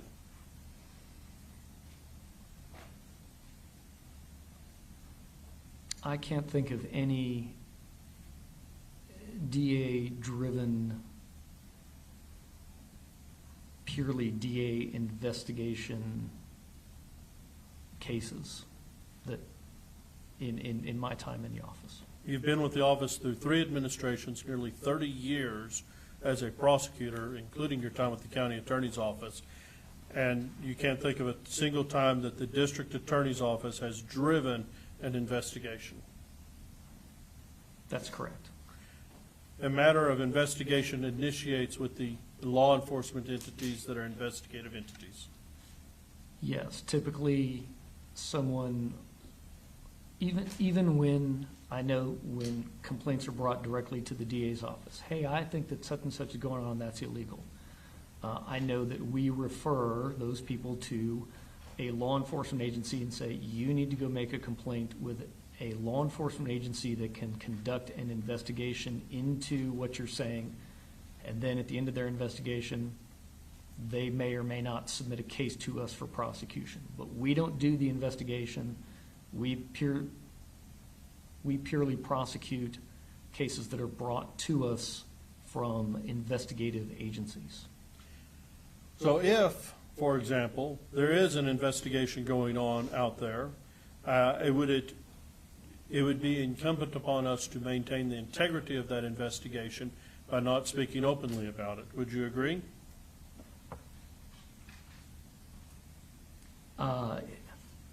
Yes, it's probably best not to be speaking about ongoing investigations. Regardless of the back and forth with Mr. Spencer regarding the logs, in this particular case, did you actually review any of the material in those logs? No. Any interest in reviewing the material in those logs? In this case, no. I don't see how there's anything contained in the logs that makes a difference in how this case is going to play out at trial. Regarding the hirings, job offers that Mr. Alhana made in that strange period after Ms. Rosales announced her resignation prior to my taking office, are you personally familiar with the fact that Mr. Alhana had been making job offers? Yes. And are you aware that there were numerous people who started in the office in January or late December that Mr. Alhana had made job offers to that I then allowed to go ahead and start in the office under my administration? I'm aware that that happened. And I would say your left arm is safe and secure. Thank you. I'll pass the witness. Just a few, Your Honor. Like last time? Does the district attorney's office have investigators? Yes. How many do they have? Ooh, probably a dozen or so, probably give or take. Let's call it a dozen. Isn't it true that the district attorney's office also refers cases to PD to investigate? No, I don't think that's correct. Okay, well, let me ask you, Mr. Briggs. Certainly what evidence has come up, I'm talking about the Rosales fiasco, right, during her administration. Okay. There was a lot of evidence that came out in the hearings about death threats, witness tampering, perjury, attempted execution of a false affidavit. Those are all violations of the state penal code. Are they not? I was mulling over the list that you just spit out there. I think the one that falls short is witness tampering. But what were the others? The witness tampering. So when Roger Rodriguez, as an agent for Ivan Rosales, goes over to the Hoffmans and tells them, you cannot come to the court, and I have snipers all around that's going to take you out if you don't do what I ask you to do, you don't think that's witness tampering? Well, look, witness tampering on the state side, it's not as easy as what you would think of as witness tampering, because the elements of witness tampering require that you're trying to get the witness to do something or not do something, but there has to be... It is a state crime. It is a state crime, but there has to be an offer of some kind of pecuniary gain. Either I'm going to pay you to go say a certain thing, or I'm going to pay you to not show up. Or I'm going to help you get a U visa if you don't show up. Right. So you have to promise them some kind of gain, or you have to do it by threat. So to the extent that if there's some proof of some gain or some threats, then I would say yes, that could meet the elements of witness tampering. But I think they're also, I haven't delved into the details of it, but I think if what you're referring to are the information that came out of the tape recordings of Mr. Rodriguez, I believe some of that also took place in Mexico. So I don't know. We would then have to get down and look at what happened in our jurisdiction, what happened outside of our jurisdiction, what promises, what threats, those kinds of things. It's possible. Mr. Briggs, is this a fair statement? The DA's office, like every other DA's office, has an investigatory arm, and there is nothing in the law to forbid them from conducting an investigation that they can take to the grand jury, but the three administrations that you have worked with have decided not to do it. There's nothing forbidding them from doing it. It's just a policy in this county that has been followed maybe as far back as the Simmons administration. Is that a fair Judge, statement? you were part of the Simmons administration, so you would know I'm going to say yes, that is a fair statement. I think they did an investigation into the electric company. I think it was them that did it, but that, it's a fair statement. They could, they choose not to. There's nothing keeping them from doing it. I think that's a correct statement. Thank you. May I approach the witness, Your Honor? Yes, Chief. Mr. Briggs, to be fair, I want to show you the penal code, I want to ambush you, but I'd like to correct one of your statements you just testified to. With respect to tampering with the witness? Thanks, I gotta find my glasses. You want to use mine? No, I don't want officers. Here.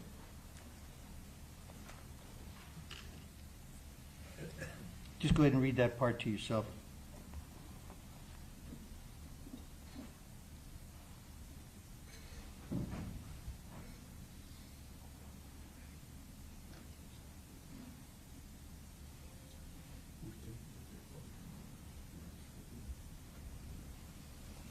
Okay.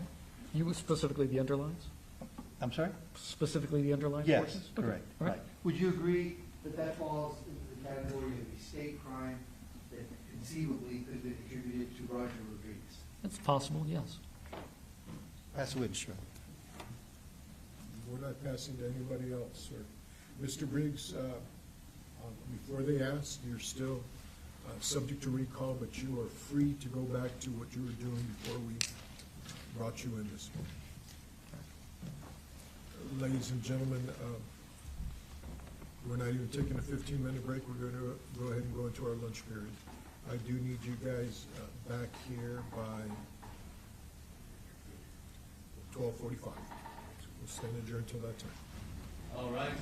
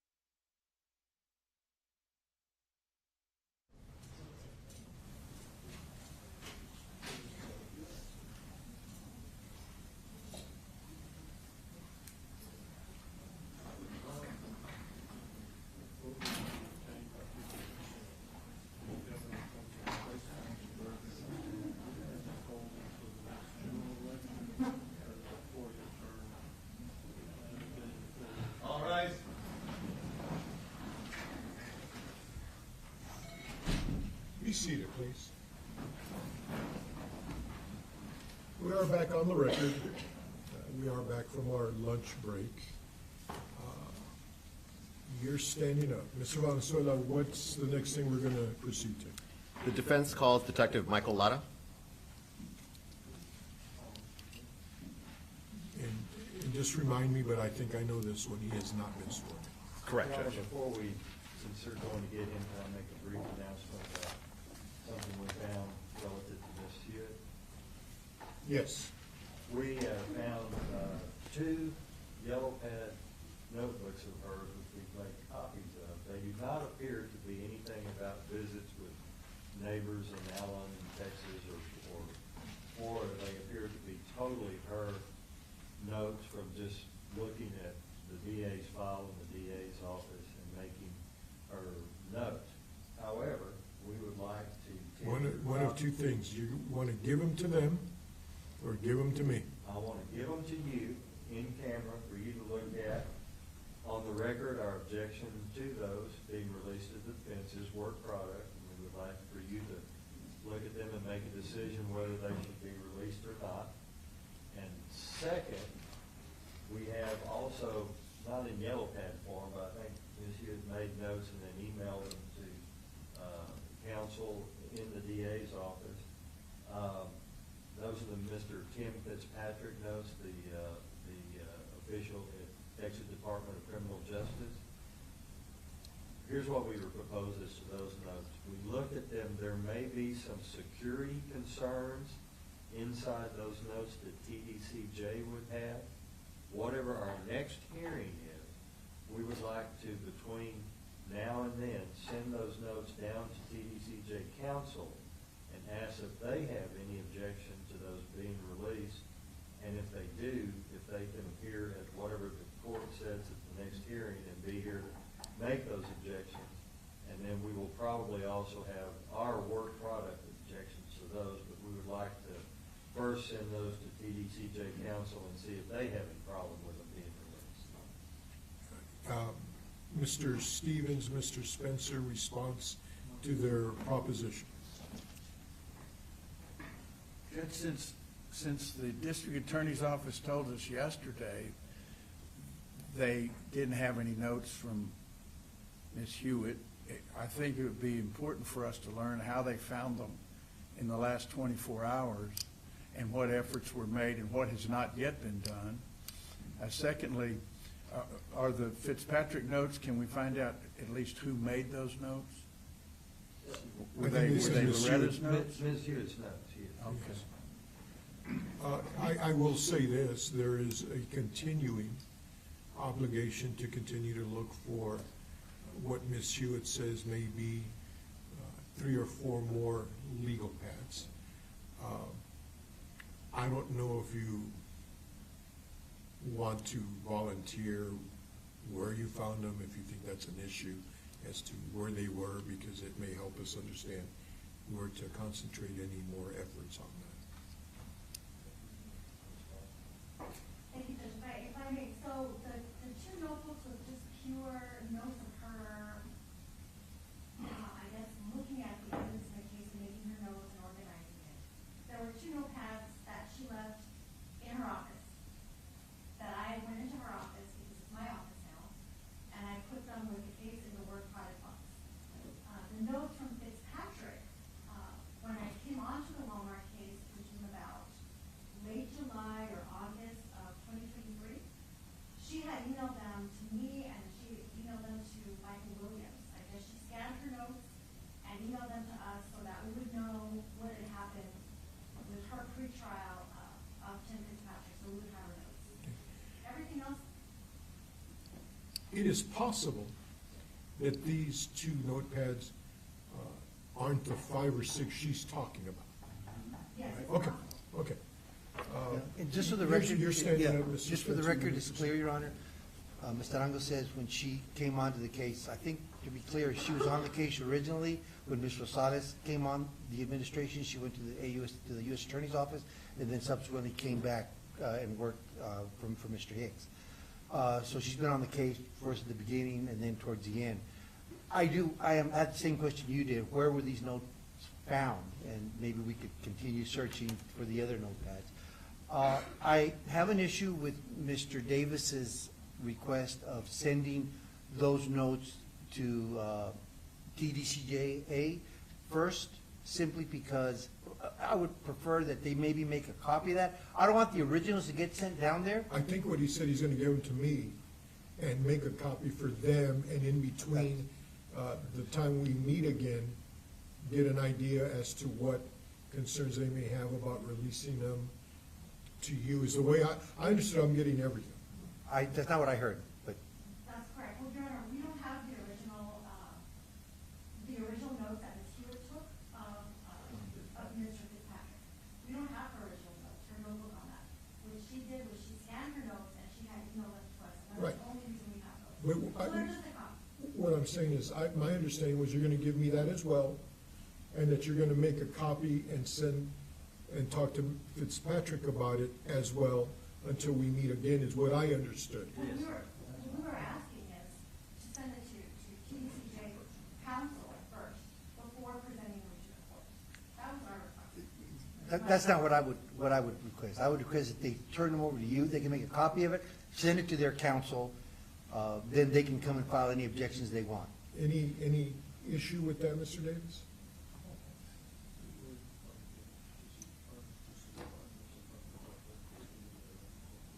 Yeah, we'd like to send them just on the Fitzpatrick notes, we'd like to send them to TDCJ first, and not to the court.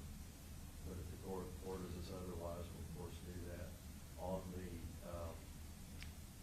notebooks, the yellow notebook pads that we found, we're gonna turn those over to the court right now.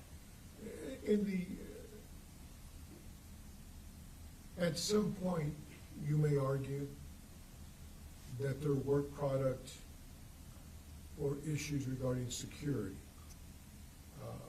At some point, I'm gonna have to at least view them with regard to work products.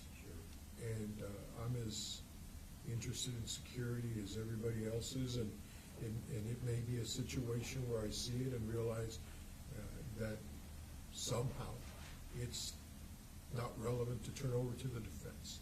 It would just put it, but I'm not gonna order that. There's a reason that you're hesitant. I need you to make a decision before the end of this hearing what we're going to do Okay. with regard to the Fitzpatrick thing. You see it different than the defense does, and I don't see the concern to handing that to the court because it's a copy, and you keep a copy and make a decision whether that's gonna be an issue in the future. But it's not gonna be ordered. I just need to know with regard to that, where we stand, or with regard to the other notebooks, or what you have, if you just give them to my bailiff. They're not being marked at this time as an exhibit, the same way that the county attorney's file was given to me, and I will go through it as I did and either start redacting, start figuring out what is relevant. If some things become relevant that I think we need to turn over before the next hearing, I'll contact both parties to see if there's a need to put it on the record. And to be clear, Your Honor, what we have is copies of Yes. the two notepads. Is that okay? Yes, If the court requires the original, they're still valid in my office. that's fine. Could we ask for the original? And now, are we talking about Fitzpatrick or Loretta? They're gonna- they haven't- Notes at this time. I'm asking them to consider what we're gonna do with what the state's position is with regard to Fitzpatrick. No, I knew that, Judge, but I'm just wondering, can we ask that they give the original, Loretta's original notes The to the original court? copy, they have an original copy. No. Could we ask for, We have the original yellow notepads, what we're tendering to the court on the yellow notepads. are Okay, let's start all over. What I believe is you guys have the notepads and you made a copy for the court. Yes, sir. The Fitzpatrick things were scanned emails of her notes Yes, sir. that you have as not the originals, but just as you've copied them off the email. Yes. And at this point, we're trying to decide whether I get a copy of that with this, whether you end up deciding at this point, no, and deal with this at a future date.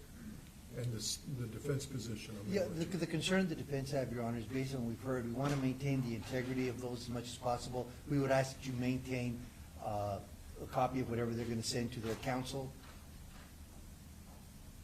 And then that counsel can decide what it wants to do. At the very least, you need to inform me how many pages we're looking at, so that later on, it ends up being the same amount of pages. But like I said, I don't see the concern that you do, but that's a decision you're gonna make before the end of the day. But Judge, I'm sorry, could we ask, though, that Loretta Huitt's notes, that the notepads that they have, that they provide those to the court now, not just copies of those? Instead of the copy. So you have the copies, you can keep the copies, but get the original Well, note. I'd give the copies back and keep the original. That's what I'd like, Judge. That's what he'd like. Play tag with Ms. Tarango? Those are downstairs, Judge. Let That's them fine. monitor.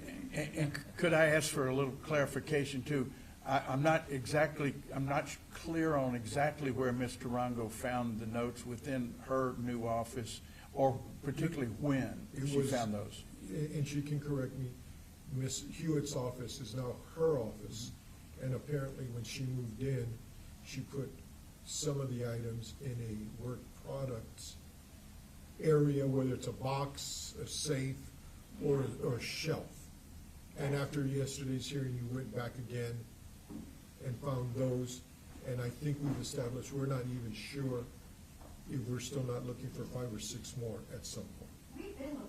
Right, no, but Right. from what she described, there were 5 or 6 of pre-trials and visit and witness statements in other cities, and your representation is this doesn't look like that, so there still may be more. Yes. But when did Ms. Tarango find those notes, those 2 notepads? This would have been at the end of November, right when she left, because I said goodbye to her in her office. She said, these are my notes, these are where I put the stuff. When did you realize that you may have to go through that box? I assume if it was after yesterday's hearing, No, it wasn't a box. or whatever, wherever it was. Well, at the last hearing, I was instructed to find all written notes of witnesses. So when I went back, these notes I had already put in our work product box, which is in a separate locked room where all the Walmart materials are. I went back and, after the court's request at the last hearing for all witness notes to be separated, I separated out all notes that I could find taken by an attorney or apparently an attorney or someone in our office when we talk to any witness or victim. And I separated those notes out of the rest of the work product box. So I have them ready, and then for the hearing yesterday, when we talked about Loretta's notepad, I went down and found the only written notes that I could find at all That were on the notepad.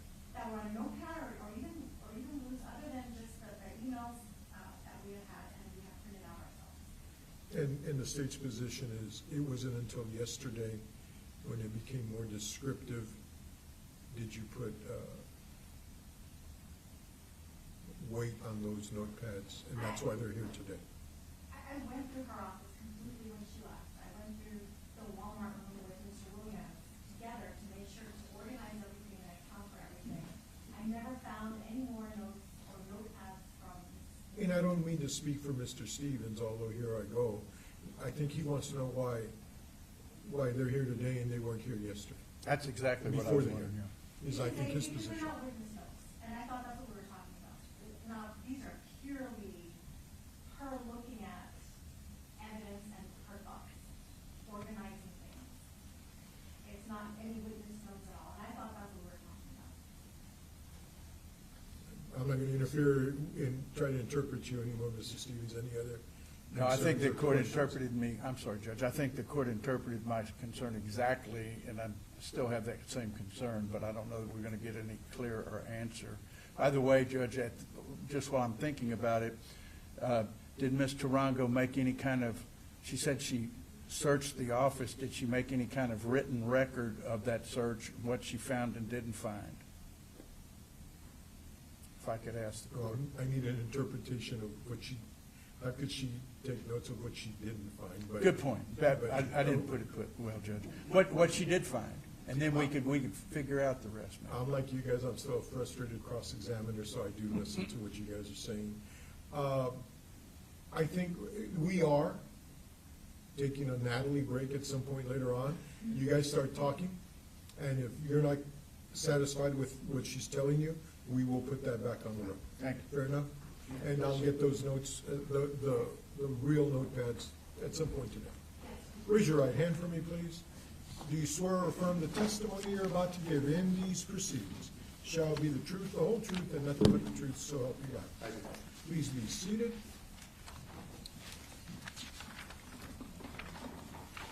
Let's make sure we get that microphone close to you. For the record, sir, I do need your name. I need you to spell your last name for us. Michael Lara, Lara.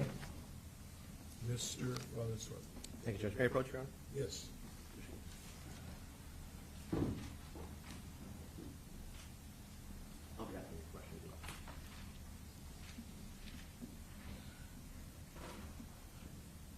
Good afternoon, sir. Good afternoon, sir. Mr. Lana, can you explain your work experience, what you've done through your life? Excuse me, I did 20 years with law enforcement, El Paso Police Department. And in that time frame, the last 10, 11 years of my career with El Paso PD, I was a homicide investigator. More or less, when did that homicide work start and end? 2011 to like 2020, something like that. And where are you employed now, sir? With the state of Texas. Thank you. So you've been a law enforcement officer your entire life, right? Yes, sir. Perfect. Now, in those 10 years that you were with the homicide unit, is it fair to say you handled many cases? Yes, sir. Hundreds? I couldn't give you a count number, but it's many cases. A lot. You have lots of experience in investigating homicides, is that correct? Yes, sir. Okay. And during the 20 years of the El Paso Police, is it fair to say you had lots of classes, trainings, courses, is that right? Yes, sir. In those courses, is it fair to say you learned criminal law, Yes, sir. constitutional law, is that fair? Yes, sir. Fourth Amendment, search, Sixth Amendment, right to counsel, all that? Yes, sir. Okay. Fair to say you have substantial experience handling murder cases, complex cases, high-profile cases, is that right? Yes, sir. And you've testified before, is that right? Correct. As part of your training, it's fair to say you received classes on writing reports. Yes, sir. Okay, that it's important to write an accurate report, right? Correct. Why is that? It's a refresher. Sometimes when you come to court, most of the time some things aren't recorded, but it's a lot of stuff on our supplements is just like a refresher for something that happened more than 5 years ago, or in this case or so. And the supplement is the term we use for a report that you could write later on in the case, right? Yes, sir. Okay. And you've received training that it's important to constantly write reports. Whatever you investigate, interview, view, evidence you handle, it's important to write a report on that. Is that right? Yes, sir. It's important to disclose those reports to the prosecutors. Is that right? Correct. Either through email, through the portal system, through whatever tech that's available, right? Yes, sir. And it's fair to say you have a pretty good reputation for being very detailed in your work. Is that right? Yes, sir. You're known for being very thorough as well in your investigations. Is that right? Yes, sir. Correct. Okay. And during those 20 years, 10 years homicide, you spent lots of time reviewing critical evidence and making sure it's handled properly. Is that fair? Yes, sir. And you're aware that evidence management is crucial in criminal cases, right? Yes, sir. Okay, perfect. As part of your office at the El Paso Police Department, there's policies in place on how to review evidence, what to write based upon it, how to go about it. Is that fair? Yes. And when you look at evidence, it's not just willy-nilly, right? You're looking for a specific goal or looking for something or reviewing it for some reason, right? Correct. And in fact, sometimes the prosecutor will ask you to review certain pieces of evidence. Is that fair? That is correct. And then when you review that evidence, you'll write a supplement or a report and then disclose that to them. Is that right? Yes. Okay. And you're familiar with the GTL system, is that right? Yes, I am. Okay. And you have a login to the GTL? Yes, sir. All right, you had a login, right, at the time period of the past police department? That's correct. You would listen to calls on the GTL website, is that right? Yes. And you would also listen to them on a CD or DVD or however they're recorded, is that right? It's still through the website. The only time it would be like a CD recorded was when I did not have access to it, and we would have someone within the police department that had access and would give us copies of the jail calls. Okay. And those copies would be given to you on a CD, you listen to it on your computer, or write the report, and Correct. return it back. And you follow the same procedure, whether it's a website or CD, about supplement, writing the supplement. Yes. Now, your login credentials, you kept those private, you did not share them with anybody, right? That's correct. And when listening to jail calls, because of your training, you took care not to listen to attorney-client calls, right? Yes, sir. Okay. That's standard practice for the past police, right? Yeah, I understood that was, practice that we, once we heard that, we still had to find out what it was through the call, but once we did, you're correct. That's what you stated. Okay. So let's say you're listening to a call, you don't know who's speaking, but once it clicks that, wait, this is an attorney-client call, that's when you stop it, right? Correct. Okay. And then you'll write a report explaining what happened, why you stopped or whatnot, right?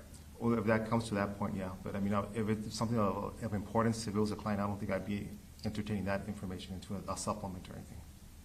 If that makes sense. I would not write down any notes if I heard anything about that conversation. Okay. You would just write down that this is a call between an attorney and a client. If that was it, yeah. Because you don't want to reveal the contents of that conversation, right? Right. That's right. And the reason why is because you know that attorney-client calls are privileged, right? Yes, sir. All right. Okay, sir, so I gave you what's marked as Defendant's Exhibit 6, and it looks like at the top left, it's a report that was ran October 30th, 2024 at 3:33 p.m. Do you see that, sir? Yes. Okay. Now, you see those first 4 entries? That's your name, is that correct? Yes, 4 or 5 entries. Oh, sorry, 4, yeah. 1, 2, 3. Yeah, I'm sorry, I'm misconfused with Salinas. There's another Michael there, right? Yeah. Fair enough. So there are 15 entries in total, right? On that specific page? Yes, sir. Looks Just like that it, one. I'm sorry? It appears to be 15 entries. More or less. Okay, and so if you look at the entries with your name, let's start with that first one. If the far right, it says that the timestamp is August 31st, 2020. Do you see that, sir? Yes, At 9:03 p.m. correct. Now, on August 31st, 2020, you were employed by the El Paso Police Department. Is that right? Yes, I was. And you were assigned or had some investigative task or role with the Walmart case. Is that I right? did. Okay, what was your role? I was the cold case agent on this one.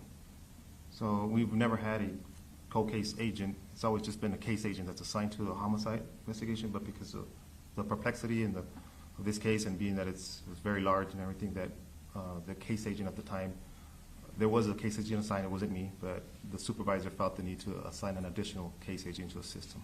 And who was that other case agent, sir? The lead case agent would have been Rex Parsons. Okay, so on August 31st, 2020, you were the co-case agent. So with this call that you listened to at about 9:03 p.m., this is about a year after the incident, right? Yes, sir. I guess a year and a month or so. Right. You were instructed to listen to this call, right? Yes, I mean, I'm part of the case. At this point, everyone else that was involved in the investigation, I mean, all the other detectives have already done their work and then done their supplements.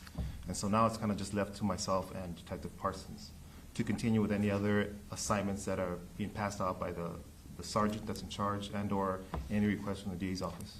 Okay. And in this case, so you would have listened to it because of one of those assignments, right? That's what I'm assuming here. That's the only reason why I believe that we're still continuing to listening to the calls is because it was an assignment that was dealt out. Okay. And do you remember whether it was given to your sergeant or from the DA's office? I do not. Okay, fair enough. All right, so on this first call, that first line, you see that the call duration is 190, kind of the middle column? Yes. Okay, 190 seconds, fair to say it's about 3 minutes and 10 seconds? Yes, sir. Okay, and you started that at 9:03 PM, right? That's what the sheet indicates. Okay. And that next call, you see that it says 561 seconds, so that's about 9 minutes, 20 seconds, is that right? Yes, sir. Okay, and that one you started at 9:07 PM, is that correct? Yes. Okay, so if you can follow me with this, and that first one was about 3 minutes, 10 seconds, and then there's a 4-minute gap between the first one, 9:03 PM, and the second one, 9:07 PM, is that correct? Yes. So it's fair to say you listened to the whole call at that point, right? Correct. Okay. Next one is about 9 minutes, 21 seconds, the 561 at 9:07 PM. And is it fair to say that third line has 9:40, which is about 15 minutes? I'm sorry, you repeat that? I saw the 940 part you mentioned. No problem. The third line that you listen to call says 940 seconds, which is about 15 minutes, 40 seconds, something like that. Is Okay. that fair? Yes, sir. Okay. And so is it fair to say that between line 2 and line 3, it's a call that's 9 minutes and 21 seconds, and if you look at the timestamp, there's about a 10-minute gap between 9:07 PM and 9:17 PM. Do you see that? I see the gap, yes, sir. So is it fair to say you listened to that entire call as well? Well, I mean, in perplexity, I can't say that I was actually listening to the call. It could have been a call where you were just explaining, it could have been a prior, and then I stopped it there and continued with something else, and then got back to listening to a third call, or whatever else call that was lined up. But it seems logical to say that. The call's about 9.5 minutes. The computer says you were on the computer for 10 minutes. It's fair to say that you listened to the whole call, right? Yeah, I can see that, yeah. Okay. And then if we look at line 4, 169, that's about 2 minutes and 49 seconds. Do you see that, sir? Yes, sir. And that one took place at 9:31 PM. Do you see that, sir? I do. Okay, so between line 3 and line 4, it's about a 15-minute call, and there's about a 15-minute window between 9:17 and 9:31 PM. Is that fair to say? Yes, sir. And so is it fair to say you listened to that whole call as well? Yes, sir. Okay. And then that last one, 2 minutes, 49 seconds, 169. There's no other entry from you in this chart, is that right? Is that still mine, or is that Salinas? There's no other entry by you, right? Oh, no, because I saw the same 169 with duration call with mine and the other investigator, whoever, so. Right, so Yeah. we know you started it Yeah, and I stopped right there. at 9:31 PM, but we don't know when you stopped it, right? Correct. Okay, fair enough. So if you look at these charts, and I'll try to make this a little easy for you because it's kind of hard to read, but you see that the third column that says identifier? Yes. It looks like just a bunch of gibberish, well, kind of a unique pattern or code for each call to identify exactly which call it is. Did you see that, sir? Correct. And you see how, let's just make it easy, it ends in B227? The first one, Yes, sir. B227, yes. And then if you were to look down on line 6, you also see again the B227, right? Right, but that's from that investigator Salinas. It's what somebody else listened to, Yeah, right? Okay. correct. And then if you look down, the third one, you see another B227, right? I don't see that third one you're referring to. It's lowercase instead of uppercase. On the the third ninth line. third line? Ninth line? Ninth line. Correct. Yes, sir. I see it. Okay. The different investigator? Yes, sir. Yeah. And then if you go down,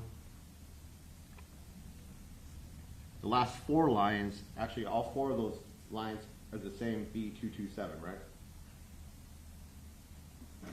Which ones again? The last 4 Oh, the lines. last four? Yes, sir. Okay. And then you see those B227s, each one of those is 190 seconds, right? Yes. Now, you listened only to the first line at the top, right? The rest are other names, correct? Yes. Okay. So it looks like that call was listened to 1, 2, 3, 4, 5, 6, 7 times. Is that fair? With me and these other investigators? That's what you're With referring- everybody there. Yeah, if you're referring to that same code, yes. Okay, you listened once, everyone else 6 times, right? Yes. Okay. And then the other calls, let's see, 15 total, so you listened to 4, there's about 11 other calls that are listed on there, right? Yes. Okay. All right, sir, so when you listen to these calls, is it fair to say that you wrote a supplement like you typically do? Honestly, Mr. Vanzola, I don't recall. I've been away from the police department. I mean, the only supplement that I do recall is the lengthy one that I finished up, which was, I guess, when we presented the case to the DA's office. We were told to finish up and kind of like close out that running supplement. It was an extensive one. Now, like I told you, me and Detective Parsons were assigned the case agent. So, it's fair to say I would have been tasked with other assignments, and so I would be kind of throwing supplements here and there to just kind of update whatever evidence I was coming across, being handed or what have you, or if I listen to jail calls. But I don't have any supplements in front of me. I couldn't tell you. Is it fair to say that, you were there for half an hour from 9:03 to 9:31 p.m., listening to multiple calls? More than likely, you would write down somewhere that you listened to them, right? I would say yes, sir. Because, Yeah. like I said, you're very thorough, very detail-oriented. You're going to make note of it, right? Correct. And then, again, as we talked about, whenever you write supplements, you give it to the DA's office, right? Yes. Okay. And even if you say it's attorney-client, even if that's the whole extent of your supplement, you'll still do that, right? Correct. Well, to be honest with you, if it was something where there wasn't anything on the jail calls, I don't know that I'd be writing a supplement for that. You understand what I'm saying? I could have put a supplement and said, hey, I listened to jail calls, there was nothing of value on these calls, so I didn't throw a supplement. The only thing I would be, giving this information to would be to the sergeant who's in charge, who tasked me with it, or the DA's office. But you would give it to somebody, right? Yeah, either verbally or something. Okay. And if you gave it to your sergeant, fair to say that it's normal practice that the sergeant would determine whether or not to give it to the DA's office? Correct. And then if the sergeant would have felt, hey, Mike, I still want you to supplement it, even if it was nothing. Yeah, if the sergeant orders you to do something. I'm going to do it, yeah, correct. You'll do Or it. the DA's office said, hey, we still feel comfortable, we need you to still supplement it. Because you want to be Yeah, safe. but if it was something where I came up to both along, either the DA's office to my sergeant and said, hey, I listened to 3 or 4 calls, nothing. I was not making any calls, he hasn't been receiving anything, or there was anything of content to write down, then I would put it on them and say, hey, do you want me to still write anything down? But again, I can't tell you, I don't have it in front of me, whether or not I have a supplement for this. And so when you presented to the DA's office, do you remember more or less when that was? When we present the entire case, Yes, sir. it would have been like 2019, something like that. But I didn't physically present it. It was my partner who presented the entire case, so he's the one that collected everything. And so even though the case is presented, you can still write supplements after the fact? Yes, sir. And then those supplements, once they're approved, we would kind of like hand them over to the DA's office, and they would continue to put those in the binder. Okay, perfect. So you listened to all 4 of these calls, and fair to say you listened to the entirety of these calls, I want to say I did, yes, sir. Okay. Determined their attorney-client communication. If that was the case, then, it would have been. Okay, if there's testimony that that phone number belongs to a prior attorney of Mr. Crucia's, no reason to dispute that, right? Right, if it did, yeah. I mean, I don't know if you want to tell me which one of these would have been those calls, but I can't recall. Okay, well, just real quick, if you look at the dialed number, it's the exact same number for all 15 of those calls, right? The ones that I listened to, ending with 7600? Yeah, all of them on the Oh, same yeah, sheet. yeah, you're correct. They're all the exact same, right? Yes, sir. Okay. And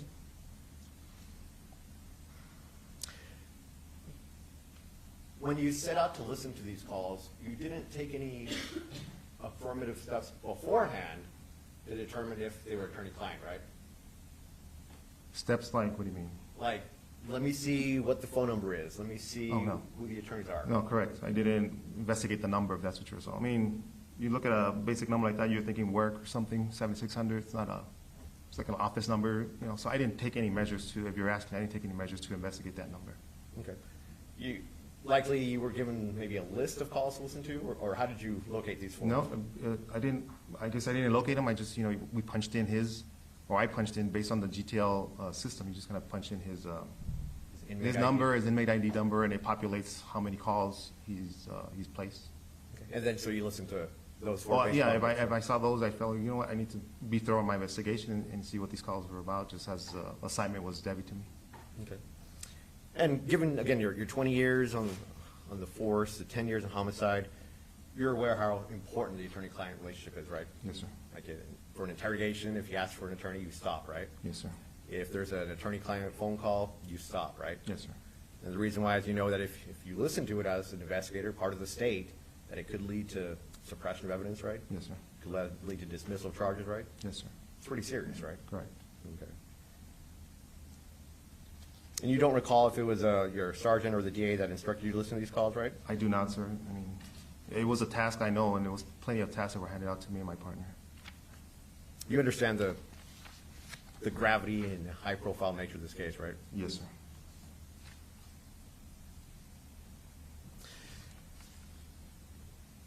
Now, your office does not have any procedures in place to log who listens to CDs of jail calls, right? Like, I don't know if you can give me an example of that. You, like a chain of custody, log who took the CD, you had it from 905 to 907, you listened from it 907 to 910, gave it back at 911, is there anything like that? I don't, not that I'm aware of, no. Okay.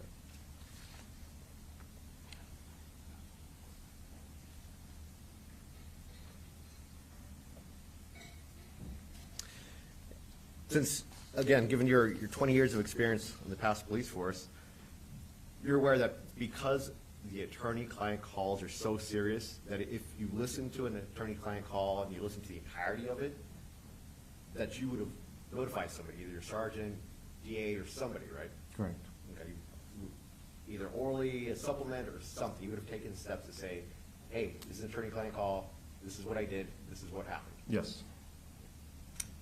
Thank you. Pass the witness, Judge.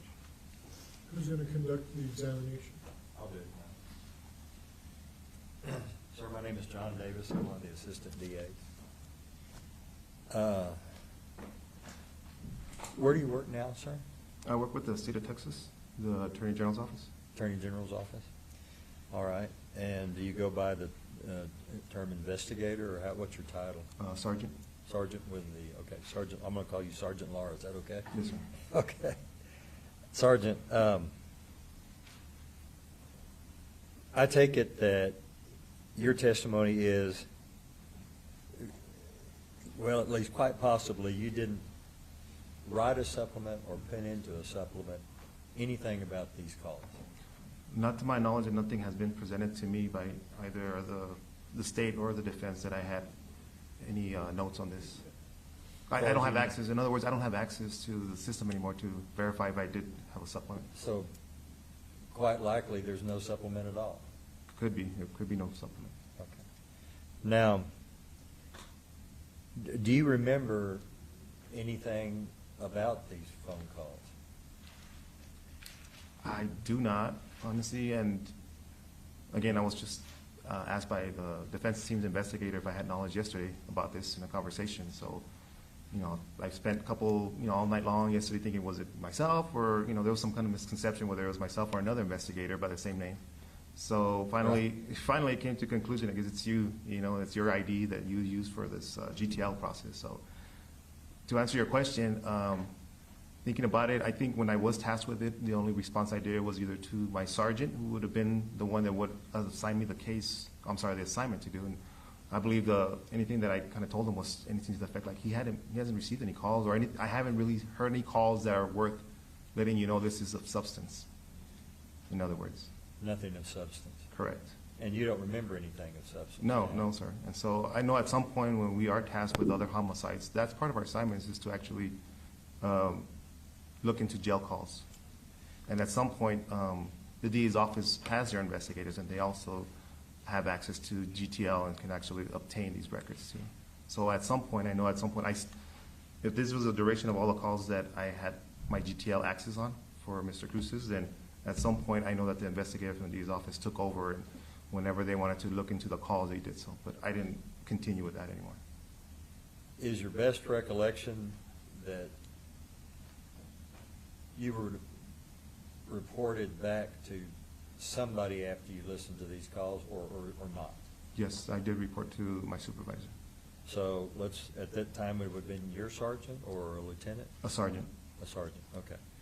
So I'm taking it from, and don't let me put words in your mouth, I'm taking it from your testimony that you're saying that you would have gone back to your sergeant and said, I didn't find anything of substance. That's correct. Beyond that, have you reported to any other law enforcement officer, assistant DA, the district attorney, any DA investigator, anything else about those phone calls? No, this is the first time I've been asked about these phone calls.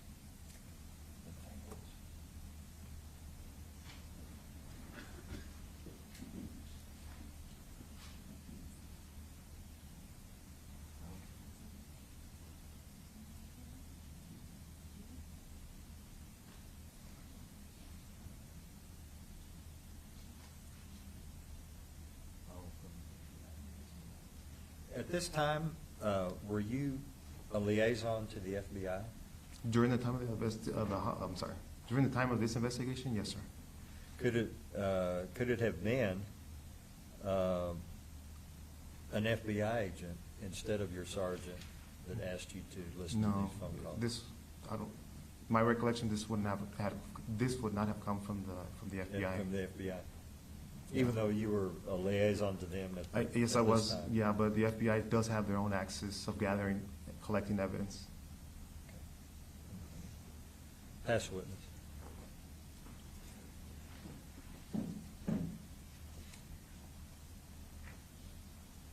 Mr. Valenzuela. Thank you, Jim. Sir, who was your sergeant at the time? At the time, Sergeant Jorge Chavez. Good job. Was he your sergeant for the entirety of your work on the Walmart case? Yes. Now, you testified that you may have written a supplement, you may not have, you just don't remember, right? On these particular calls, no, I don't remember. And you don't have access to the system, so it's I do not. impossible for you to check, correct? Correct. Now, the reason why we write reports is so that we can remember what we did, right? Yes, sir. Okay. So you said that there probably was nothing of substance. Now, by substance, you're talking about things that show aggravation, to show that someone really did something wrong, right? Like drug talk or any other conspiracy, is that right? Anything like that. I mean, I'm sure the DA's investigators look for the same thing that I'm kind of looking for when they're listening to the jail calls. Because the DA investigators, they do their own investigation, right? Well, I mean, they assist, I'm assuming they assist the DAs, whatever request they put upon them, just like us, you know. So those investigators investigate for the DAs, right? Correct. Okay. Now, if it's, for example, exculpatory, that might not be considered something of substance for the DA, right? Yeah. Okay. Now, you were the liaison to the FBI, so in that role, you spoke with the FBI quite a bit, right? Well, I mean, I did have an office there, so, you know, we would communicate, and I had an FBI partner that was attached to me the entire time, so yes. Okay, so you spoke with them not just once, twice, but lots and lots of times, right? Yes, sir. Okay, you shared information with them? Yes, sir. Shared And out? they did same way with us. It was a back and forth. It was good communication between. Yes, it had to be, yes. That's good. And you shared evidence with them, right? Yes, sir. You shared your investigation with them? Yes, sir. And vice versa, they shared with you, right? Correct. Okay. Do sergeants typically assign detectives to listen to jail call logs? They do. Okay. And so, even though it's a year after the incident of the case, is that typical for a sergeant to assign a jail call to a detective? Well, here's the thing. I would think because it's such a year old, that'd probably be coming from a request from the D's office. Okay. And maybe something was missing. They didn't see something on the actual binder that was turned into them. So the DAs would ask you to look. It flows down, and it would be probably from them to the sergeant, and the sergeant telling me to do the task. Thank you very much, sir. Anything else, Mr. Davis? I'm going to attempt one question. Sir, what I mean by something of substance, would you have reported anything of this nature? Well, his attorney said, we're going to do this in another hearing, or we're going to talk about the facts of the case and all and that, and here's a strategy that we're going to do. You would not have reported anything. I wouldn't have like documented anything like that. or reported that to your sergeant? No, or I would have just said, hey, that's just plain attorney and client talk right there, that one or two or three calls were about, you know. But I would not report any of the substance of any of the conversation if I came across anything like that. Okay, and one more. And you, as far as you know, you didn't do that in this case? Yes, correct. Thank you, Your Honor. No further questions, Judge, but we'd like to keep with the subject to recall. He can go back to work, and at some point, we may call him. Thank you. You know what that means, right? I do, sir. Thank you for being here. Any other witness? Your Honor, call Sylvia Chaparro. Was she sworn in yesterday? No. Okay.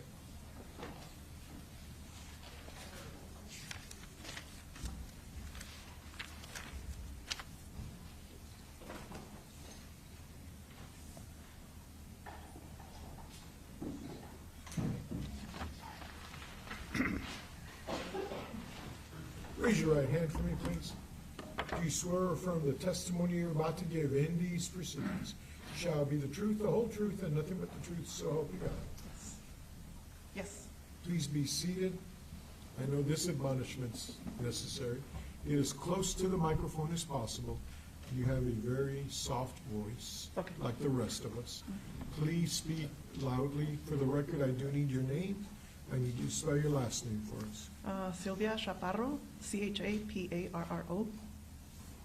Mr. Spencer. Thank you, Your Honor. Good afternoon, Mr. Chaparro. Good afternoon.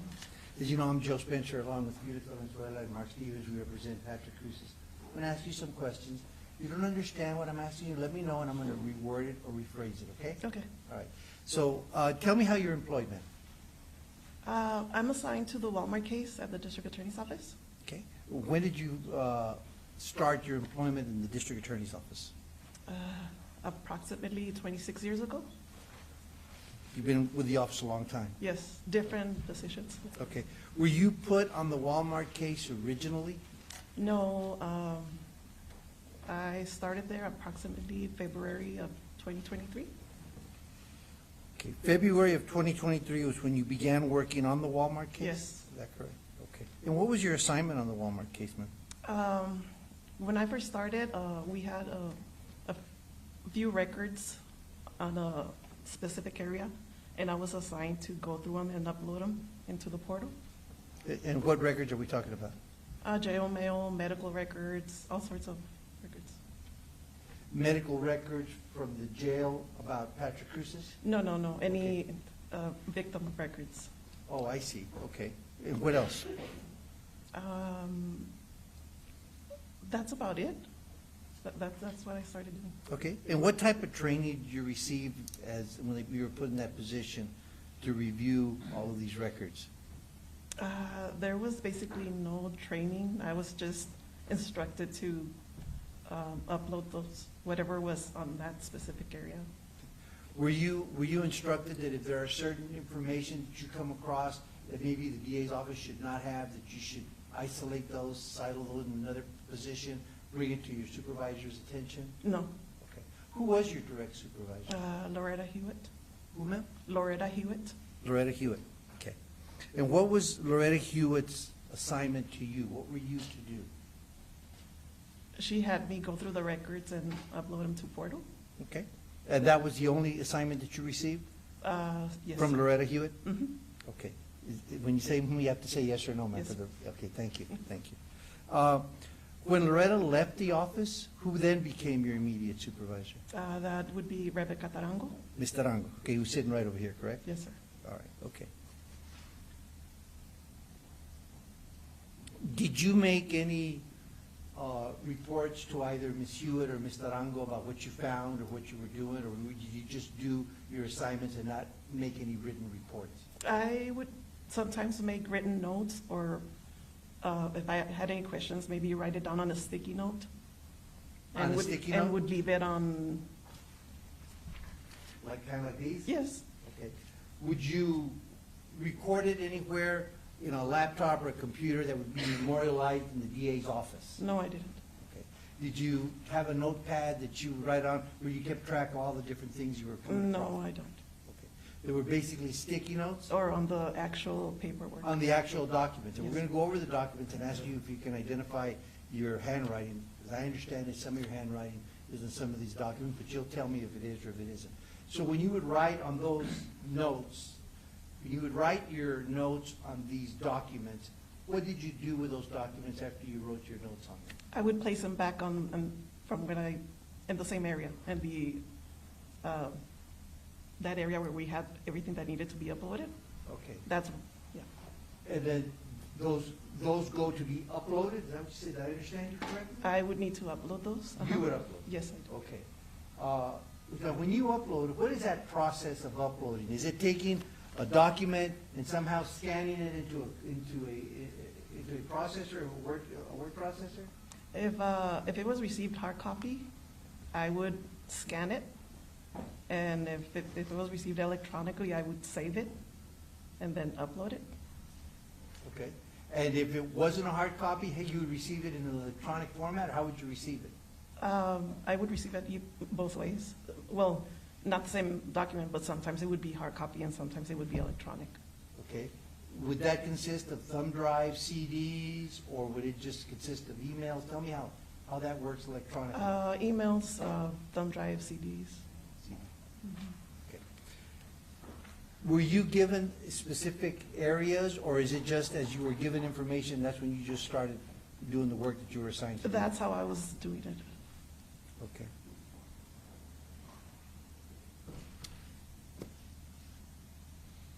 Did you ever do an analysis of the information you were looking at? I don't understand the question. Sure. May I approach the witness, Your Honor? Yes, sir. It'll probably help you if I show you these documents. Would that be fair? Yes. Okay. There's a lot of documents here, but we're just gonna go through them real carefully. So we're gonna talk first about defendant's exhibit number 7, okay? That's already been admitted into evidence. Do you recall, first of all, this being part of a document that you read before, or that you had seen? Defendant's exhibit 7.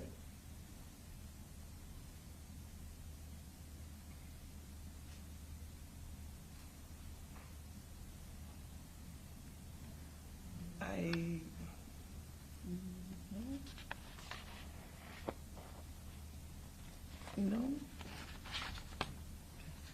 Do you remember circling on that page, any number?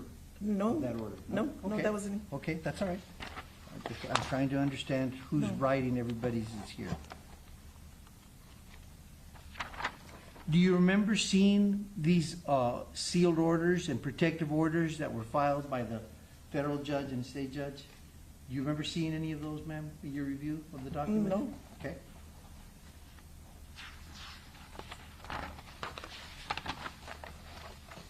Do you remember highlighting that particular page? No, no, Okay. no. It was, All right, that wouldn't have No. been you. no, my notes would have been maybe. All right. handwritten. Do you I remember? didn't hear your answer, ma'am, so but we need to be a little. Sorry. You said no, that, My notes might have been handwritten. Okay, and we're gonna go Not to highlighted. the handwritten ones that I think. So if you notice on defendant's exhibit number 7, these are some of the inmate visits logs, sign-in logs. Is that fair? Yes, That's how you recognize them, right? yes, And these pages actually indicate the person that visited the inmate, the date and the time that that person visited the inmate, correct? yes, And on this specific inmate visitation log, it looks like it's just specifically for Mr. Cruces, correct? yes. You've seen other inmate visitation logs? No, You have not? no, This, the only inmate visitation log you're familiar with is the one on this case? yes.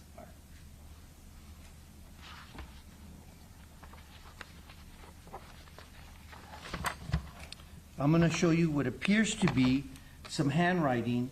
Well, there is some handwriting on the side of the column on part of defendant's exhibit number 7 dealing with the inmate visitation of September 27th of 2022, correct? Yes, correct. Whose handwriting is this? That's my writing. That is your handwriting, okay. So let's kind of go through it so you can explain to me what was it that you wrote on the very first column? 7/28/22. Right. So 7/28/22, why did you write that there? Because obviously that's the time. Yes, this might have been because I was comparing the visitation slips with the log. So- Okay, when you say the visitation slips, are you talking about these type of Yes, slips? Yes, Okay, that is on defendant's exhibit number 8? yes, So you were comparing if the contact visitation slip that was approved by the sheriff also appears at the same date and time as the actual inmate visitation log, is that correct? yes, I was making sure that it was complete. All right. Who asked you to make sure that it was complete? Nobody did, Okay. Why did you do that then? because I had uploaded a set of visitation slips, and those were less than the ones attached with the log. So we might be missing some. So I just took it upon myself to double check to see that that the list corresponded with the slips. Okay. So what you were looking for You were looking for a contact visitation list that corresponded with an inmate visit on the sign-in sheet, is that correct? Yes. Okay, and nobody asked you to No. do that? Okay. And the rest of these handwriting on the left of the column, as we go down the column, it appears that you attempted to do that in every entry, or as much Yes. as you could, is that correct? Yes. Okay.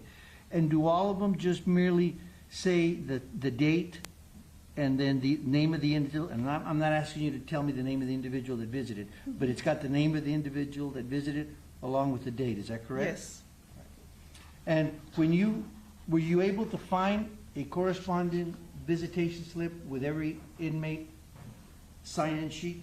I don't recall. You don't remember? No. Okay, did you explain to either Ms. Hewitt or Mr. Arango that what you had found when you were doing this audit?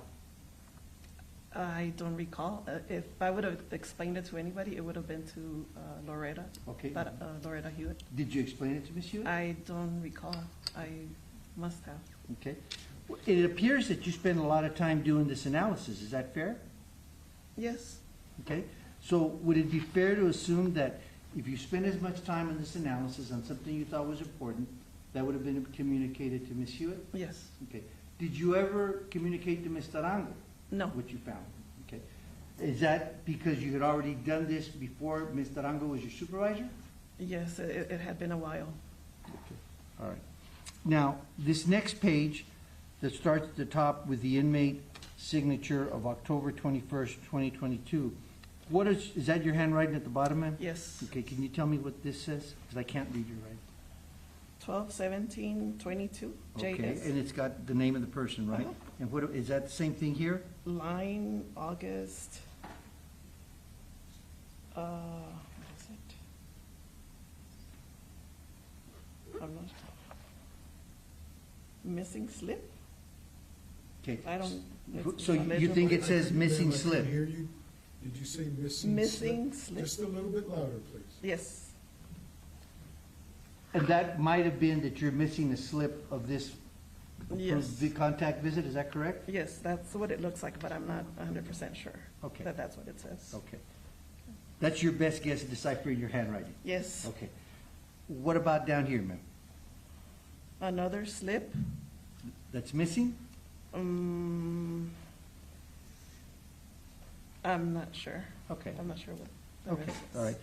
And then as we go to the right of the bottom of the sheet, there's more of your handwriting. What do those indicate? Do you want me to read them? No, I don't. I would just want, do you have a date? Does it indicate a date and the name of the person that visited? That probably means that we did get the slip. Okay, all right.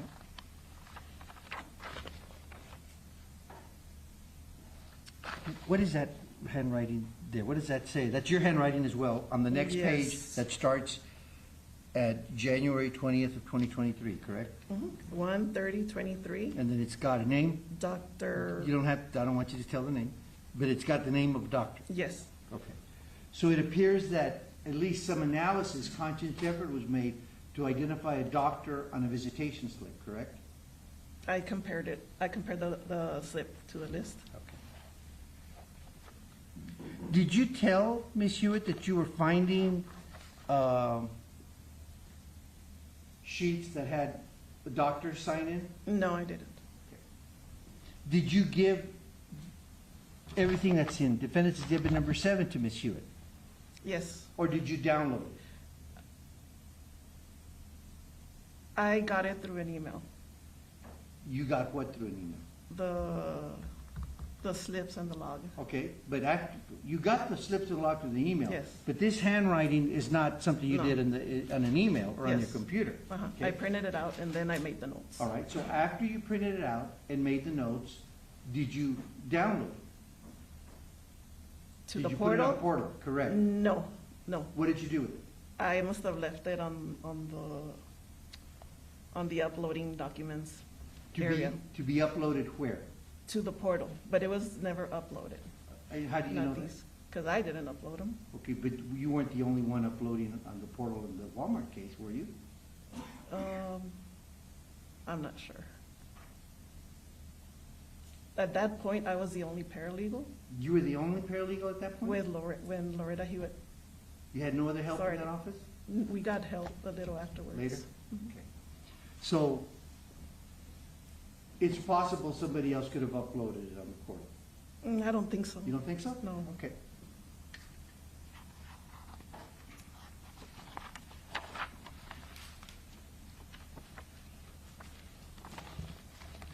Now we're looking at part of the same defense exhibit number 7, where the top page is 7, 27, 22, correct? Correct. And then we have more of that handwriting. Is that all Yes. your handwriting? Yes, it is. And that's the same type of analysis that you've been doing in the past, Yes. correct? Not all of these sheets, sign-in sheets, have your handwriting on there, correct? Yes. Do you know why? I was comparing the slips to the log. I understand that. But here's a sheet, for example, that starts May 20th of 22, and there's no handwriting. So are you saying there was no other log besides this sheet? Another log or more slips? I Yeah. don't think so. If there's no markings, probably not. Okay. You didn't find a corresponding sign-in sheet? No. Okay.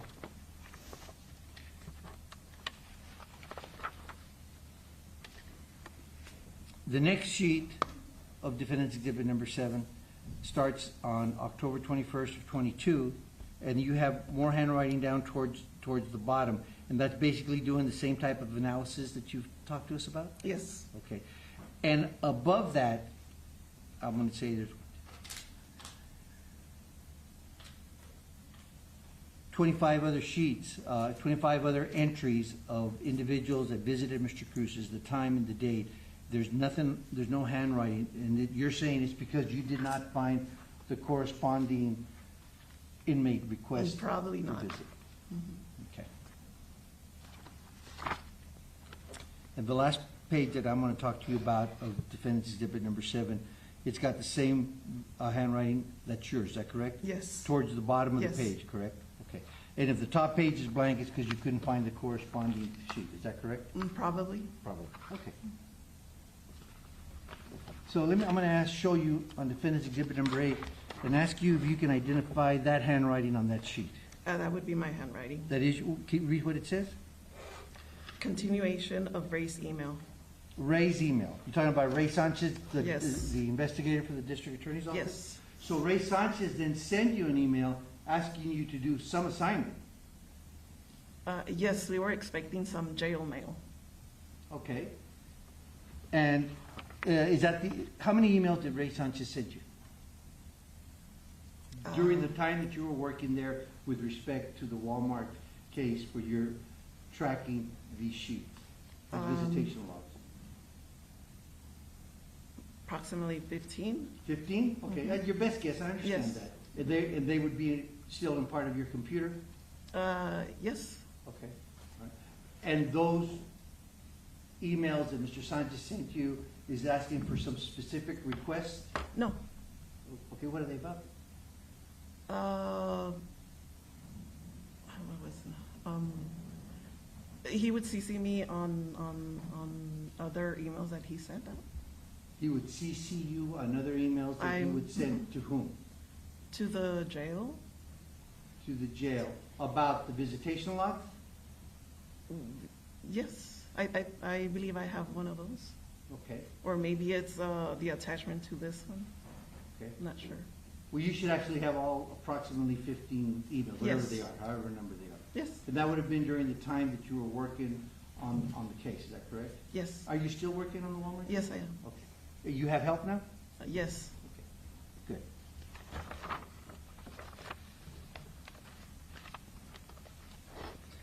I'm going to show you another sheet of defendant's exhibit number 8 and ask you if that is your handwriting as well. Yes, it is. Okay, can you read the first part up here for me, ma'am? Permission to visit inmate slips. Wall folder, 37 pages. And when you say wall, that would have been Walmart? Walmart Basically, 37 pages would have been the 37 30 pages of the inmate slips? Yes. Visitation slip? Okay. Then below that says number 1 and it's circled, correct? Yes. Then you have a number 2 and it's circled, correct? Yes. Tell me what that says right there, ma'am. Secure Gate uploaded to records, Okay, so what does secure gate mean? the portal.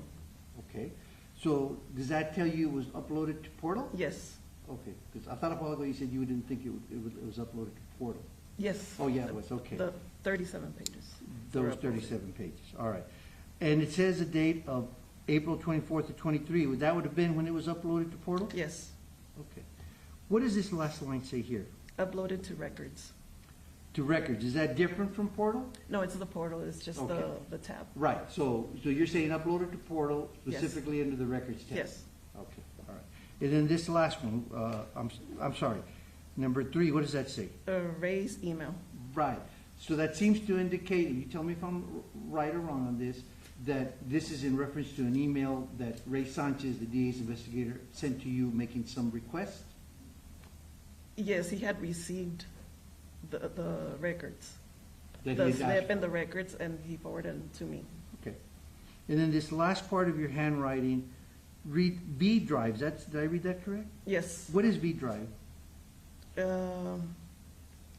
Like, in Microsoft, you have your personal drive, Mhm. F drive, Mhm. and all that. We have a special drive for the Walmart case. Okay.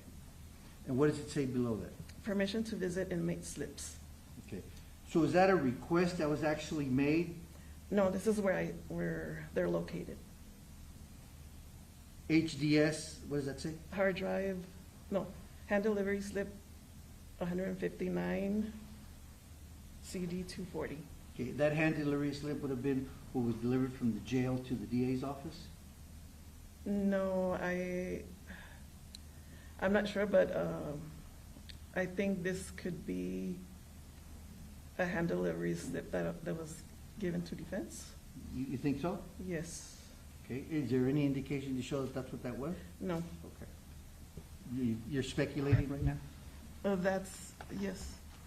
Because it shows HDS hand delivery slip, and the defense is mostly who we sent out. When you get information from the jail, do you get it only electronically or do you get it in a hard drive?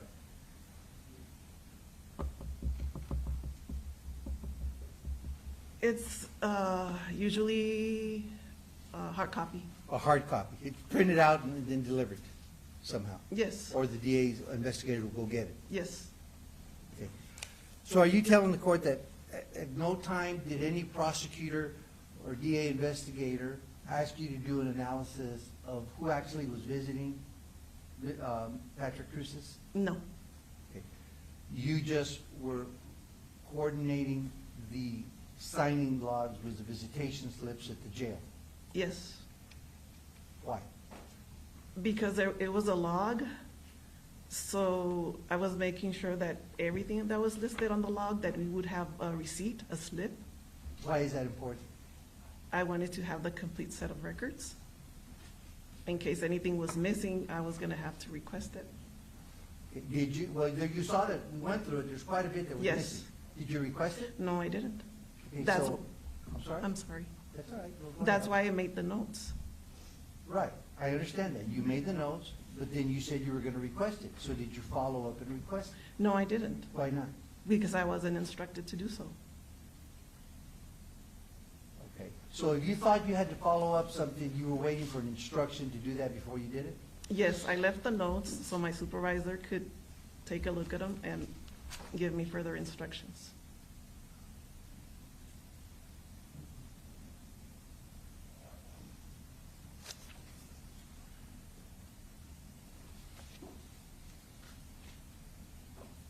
Do you recall who emailed you the visitation logs?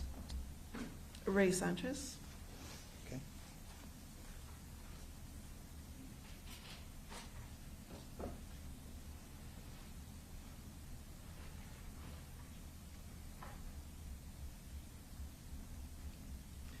Were you ever told that there was a specific order by the court to produce all emails in reference to the Cruces case?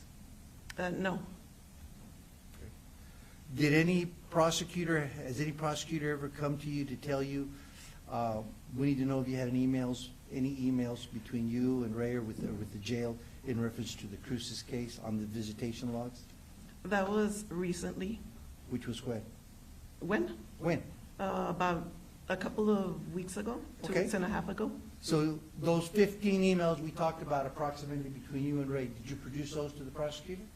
The one that had attachments, yes, You produced those to the prosecutor? yes. When did you do that? When they asked for it, about About 2 two weeks ago? weeks. Okay. Do you remember how many emails there were that you produced to the prosecutor? It was just that one. Okay, and was it to Mr. Arango? Yes.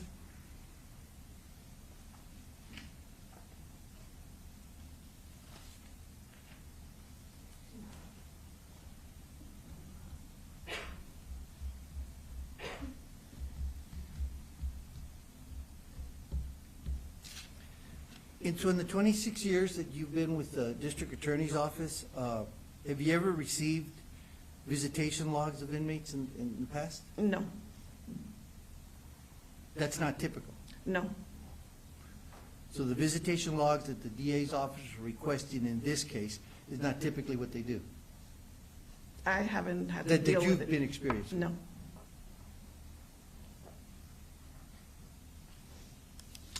And you're telling us that you were not instructed to do any sort of analysis on it, correct? no. Pass it. Any examination by the state? Mr. Arango?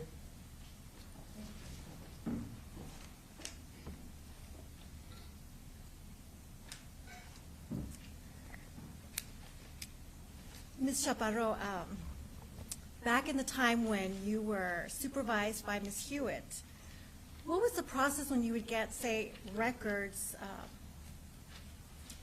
from either Ray Sanchez or from somewhere else that pertain to the case? What would you do if they were electronic? If they were electronic, I would set them aside on the, we had a designated area, and she would go over the documents, and that's where everything was, and she would let me know whether I needed to upload them or not.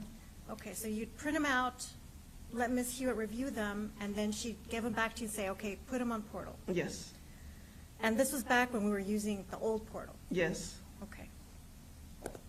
So, at some point, back when we were using the old portal, Ms. Hewitt had you upload, like it said on your notes, back on April 24th of 2023, you uploaded some pages of permission to visit inmate slips. yes, Okay.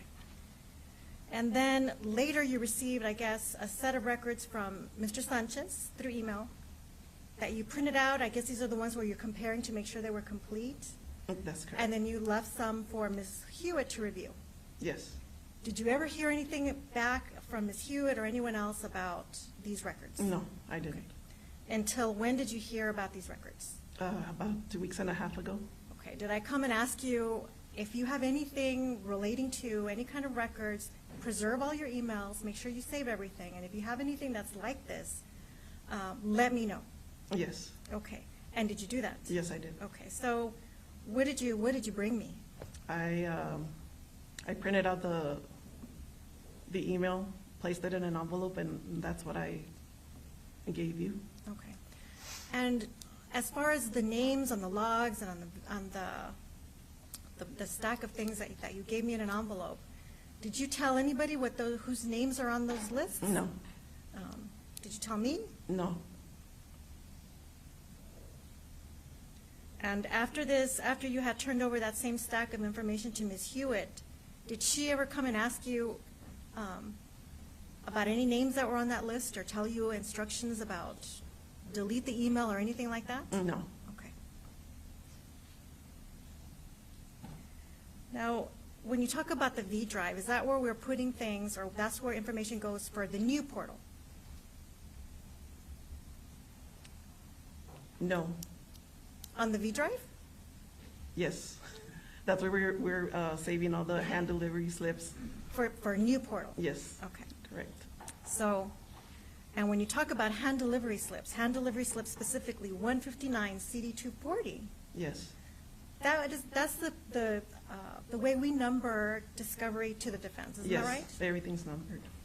So if the defense were to go into new portal and look up hand delivery slips, and they go down the line and they see hand delivery slip 159, CD 240, they will see exactly the screenshot from where the original set of permission to visit inmate slips had been uploaded back in April of 2023. Yes. Okay. And we provided them again to the defense on a CD and that we numbered 240. Yes.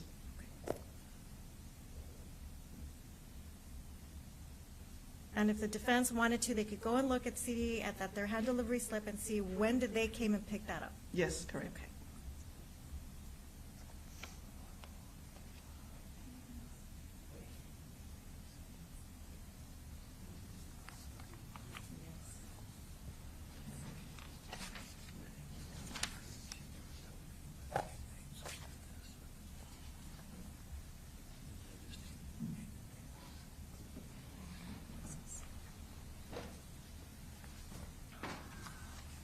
I'm sorry, Your Honor, if I may have a moment.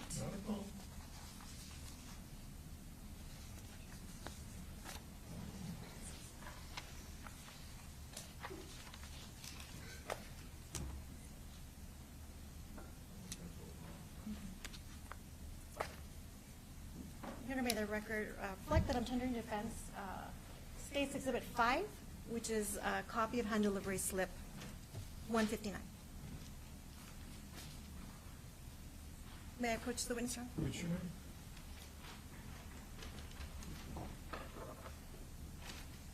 No, Ms. Chaparro, I'm showing you what's been marked as State's Exhibit 5, and I'll ask if you recognize if that is how we're turning over discovery to the defense, or documenting how we're turning over discovery to the defense. This is correct. Okay. And State's Exhibit 5, is that a copy of hand delivery slip, I forgot, 159,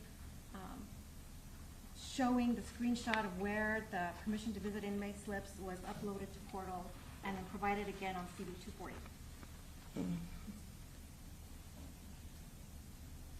Yes. I'd offer State's Exhibit 5 for purposes of this hearing. No objection, Your Honor. State's Exhibit 5 for the purpose of this hearing only is admitted into evidence.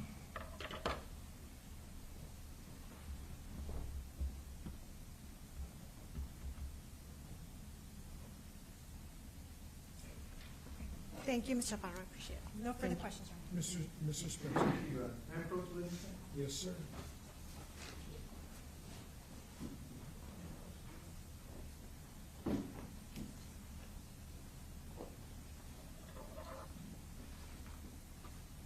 State's Exhibit number 5.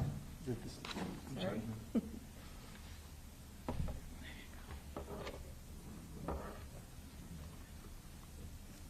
Which is the hand delivery slips Mr. Arango just showed you on Yes. there. It says jail mail date, does it not?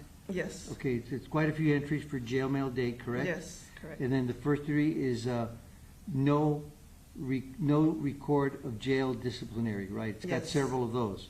So there's no record of any jail disciplinary action. That's what it says, correct? Correct. And then this next page, it's hard for me to read. Can you read what those lines are there? It says jail mail date 2/17/2023. A little bit louder, please. Jail mail date 2/17/2023. Mm-hmm. Jail mail date. Mm-hmm. And then just go, are they all jail mail dates?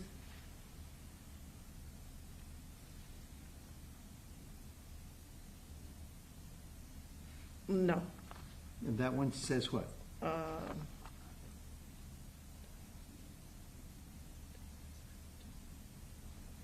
Permission to visit inmate slips. Okay. So that's all included in this State's Exhibit number 5, correct? Correct. And when you said that you get them electronically, then you print them up, that creates duplicates, does it not? Yes. Okay. And then those duplicates, after you put your notes on there, you put them on to get uploaded again. What happens to those duplicates? The ones that I made notes. Yes. We're not gonna upload those because they have notes. You're not But gonna they're together. We upload them, we set them aside.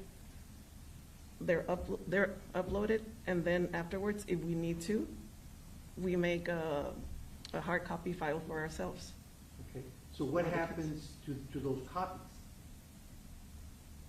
The ones with the notes? Yes. I mean, you're saying they're never uploaded on portal, is that what you're saying? Because there was a first set I know. uploaded, there are no notes on those. Right. And then I received the email. Right. That email contained more slips, and that's the reason why I made the notes, Right, and then you told us that email, you make copies of it, right, to make your notes on it? to make my notes. Okay, and what happens to those copies that you make the notes on? They were left on the uploaded section with my notes. That's So what I'm confused about. When you say in the uploaded section, to be uploaded? No, already uploaded. The supervisor will still go over them and then distribute them in the, she rearranged the room. So they would be put in the uploaded section, but Yes. they're really not uploaded because you modified that with your Yes, handwritten notes. it was like not necessarily an uploaded section, a work section. Well, I'm just using the word you use. Yes, I'm sorry, That's I'm okay, confusing. that's okay. Please, I want you to correct yourself if you think Okay. you made a misstatement, it's not a problem. So they were put in a work section, not in the uploaded section, is that correct? Yes, correct. Okay, so what happens in that work section to that duplicate copy of the visitation log? They would have a note, Okay. and the supervisor would go over it and then place, depending on what type of record it was, she would place it on a different section. Okay. Once- And you give those, now you would have given those like to Mr. Arango? No, to Loretta Huitt. Okay, but when you said that Ms. Hewitt had, Mr. Arango had asked you if you had given, she asked you to go look through your computer, see Yes. what you could find, and what was it that you gave Mr. Arango? A folder, an envelope, That had what in that envelope? the jail mail, And the visitation log? the visitation. All right. And then she asked you, did you tell me whose name were on the visitation log? And you said no, No. right? But you gave her the folder that all she had to do was open it to look to see whose names are, right? Yes, Right. I mean, nothing would have prevented her from opening the folder that had all the names of all the visitation of our experts for her to know who they were, correct? correct. That's what. Let's go ahead and take a 15-minute break at this time. All right.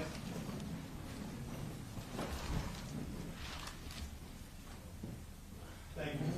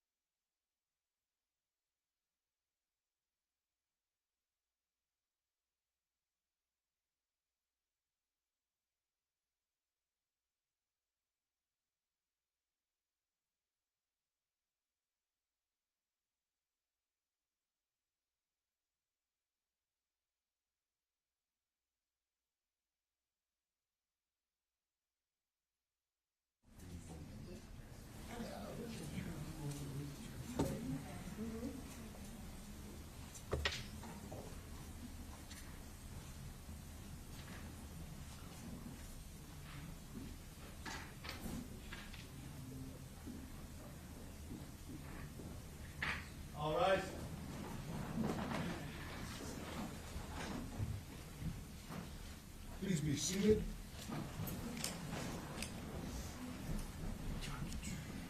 We are back from our 15-minute break, 35 minutes later. Mr. Stevens, Mr. Valenzuela, Mr. Spencer, what are we doing next?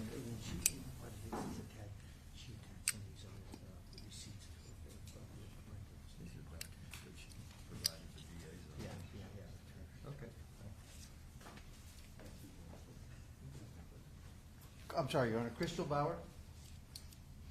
Bowser. Was not sworn in yesterday. I believe she was. She was? I Okay, believe she thank was, you. Your Honor.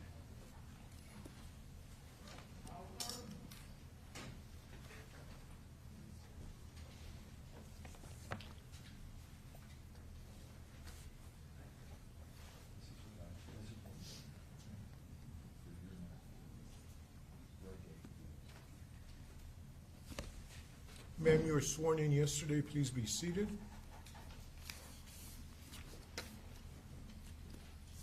For the record, I do need your name. I need you to spell your last name for us. W-S-E-R. Mr. Spencer. Thank you. Good afternoon, ma'am. Good afternoon. I'm Joe Spencer, along with Felix Valenzuela and Mark Stevens. We represent Patrick Cruces. I'm going to ask you a couple of questions, ma'am. If you don't understand what I'm asking, let me know, and I will reword it or rephrase it. Is that fair enough? Yes. Okay. Tell me your position, your employment. I'm employed with the El Paso County Sheriff's Office. I'm the custodian of records at the downtown detention facility. How long have you been with the SO? 8 years. And as the custodian of records, what is your function? What are your duties, ma'am? Record keeping. Do you also form as any sort of liaison between the DA's office when they make requests for certain documents or information of jail inmates? Yes. All right. And you work with the DA's investigators? Would that be fair? Yes. All right. May I approach the witness, Your Honor? Yes, sir.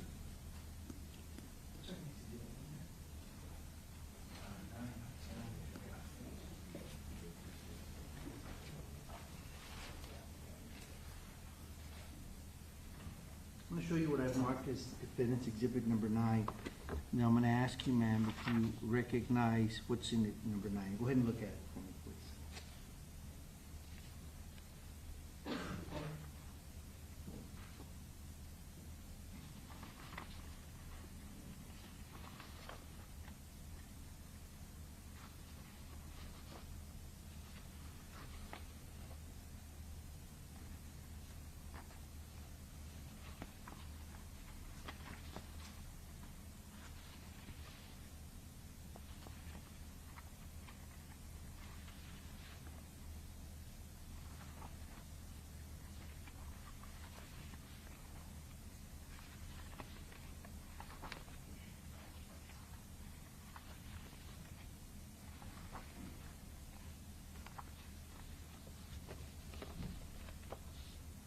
Do you recognize the documents in exhibit number 9? Yes. Okay.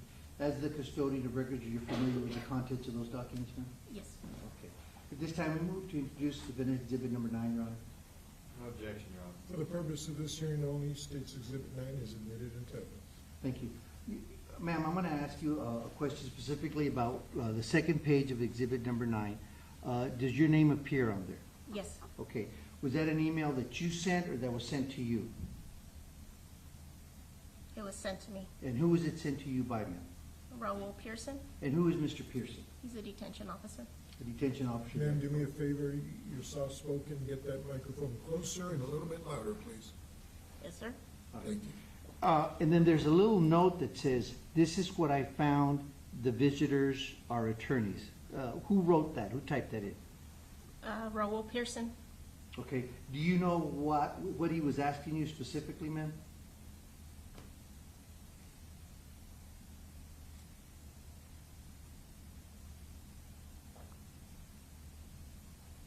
It was something in regards to visitors.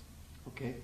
There is attached to this email a screenshot. It appears to be a screenshot. Is that correct? Yes. Okay.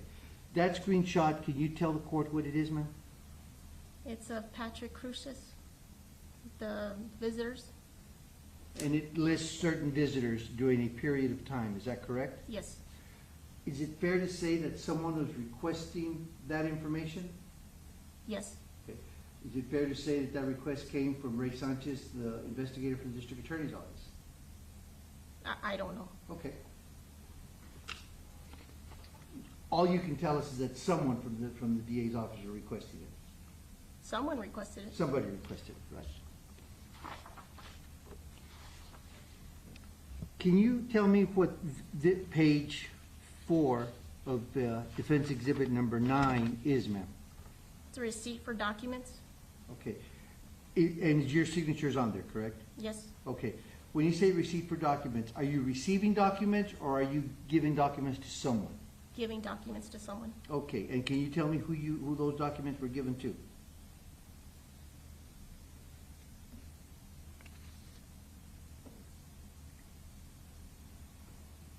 It's hard to read the signature. I can't make out the signature. Right, but it does have is that a badge number, ma'am?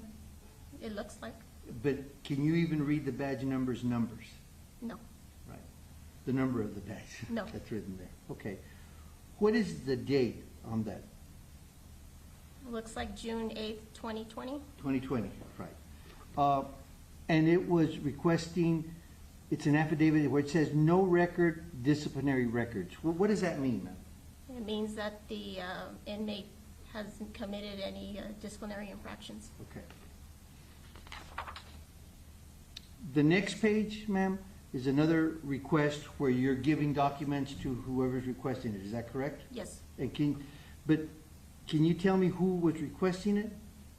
no, Okay. And that is for, it says 242 pages, copy of jail records. Is that correct? yes, Can you tell from that receipt what jail records were given? no, Okay. Can you tell from that document who received those jail records?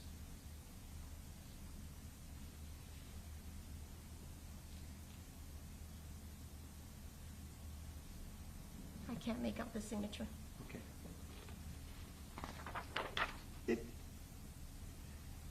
Would it have been better practice to have maybe a separate line for a printed name so that people that sign like I do and like this individual does, we can read who it Yes. actually is? Okay.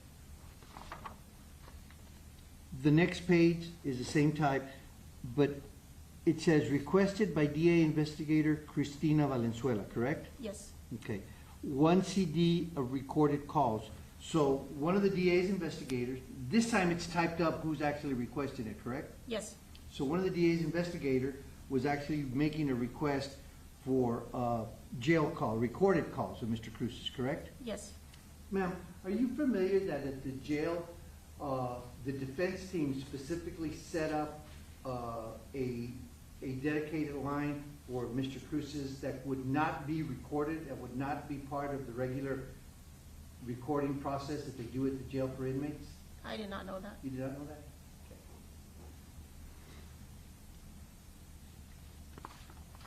You have nothing to do with that part of it, is that fair? No, sir. That is fair? Yes, Okay. The next page, it says 459 copy of jail records. Do we know what jail record from that document was turned over? no, Do we know who it was turned over to? this would be Ignacio Frastel with the DA's office. Okay, an investigator? Yes, All right. And that was done on when, ma'am? February 25th, 2023. Thank you. The following page says 2 pages of a copy of incoming, outgoing mail. It says ADA Bill Hicks, investigator Ignacio Pracio, right? That's another Yes, request. And that was, and is it the policy at the sheriff's office that when the DA's investigator or a district attorney calls and says, hey, I need these records, or I need this inmate's visitation logs, or I need this inmate's jail records, or this inmate's medical records, or whatever requests they make, that the sheriff's office will comply? there has to be a subpoena attached to that. We just don't give out records. Okay, so if the DA's office got a subpoena and asked for them, then you would comply with that subpoena. Yes, If the DA's office issued a subpoena and presented it to you, the sheriff's office doesn't do anything to notify the defense lawyer, by the way, we got a subpoena, do you want to quash the subpoena, or are you in agreement or in disagreement? You don't do that, do you, ma'am? no,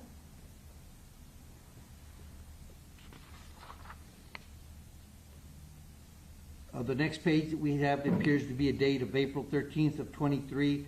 That was again given records of incoming and outgoing mail on Patrick Cruz's to a DA investigator, correct? yes. Thank you. And then this next page is a little more confusing to me, only because there doesn't seem to be the two double signatures like we've seen in the past, but it says 2,685 pages, copy of medical and psych records. Do you know who received these records? Ray Sanchez, Okay. So the 2,685 pages of medical and psych records would have been all the visits he received, Mr. Cruz received while he was in custody, as long as all the medical care he received? yes.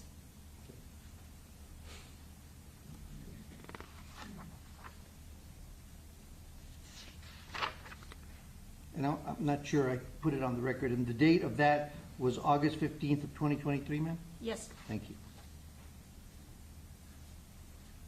This record where it says no records after, or one records affidavit, do we know what was turned over on August 23rd of 23 on this request, ma'am?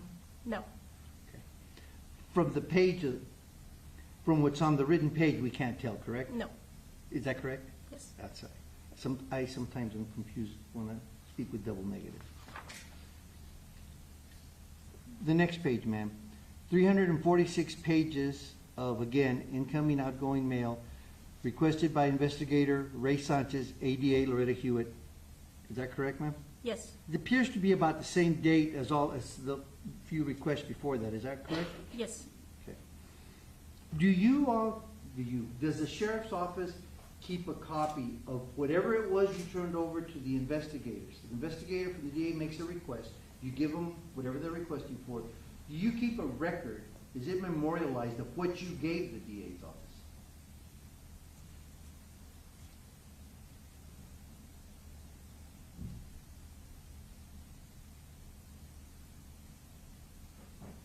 can you rephrase your question? Yeah, let me try to make it a little clearer. So the DA investigators makes a request for records, correct? You will pull the record, make copies of them, whether it's 2,600, whatever it is, right? And then you turn it over to the investigator, correct? Yes, Do you have a separate record of what you actually gave them? Let me give you an example. Let's say they requested, for hypothetical purposes, 3,000 pages of medical records, and you give it to them. Then the district attorney's office will then tell us, this is what we got from the jail, and they give us 2,500 pages, right? Is there a way that you can document that what you gave the DA's office?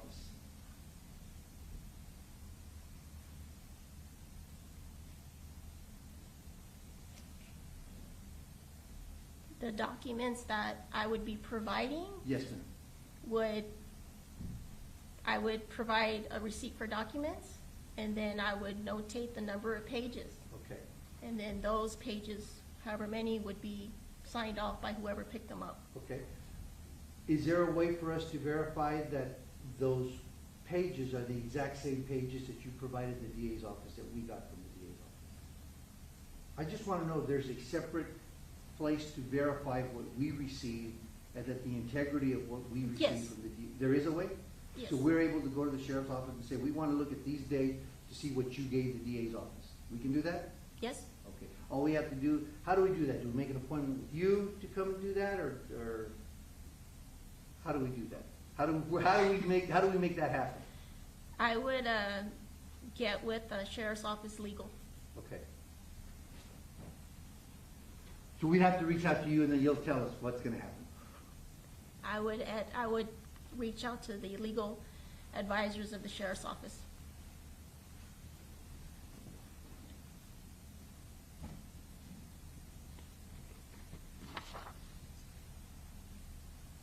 we have another page that's really just about outgoing mail again, requested by the DA's investigators, correct? Yes.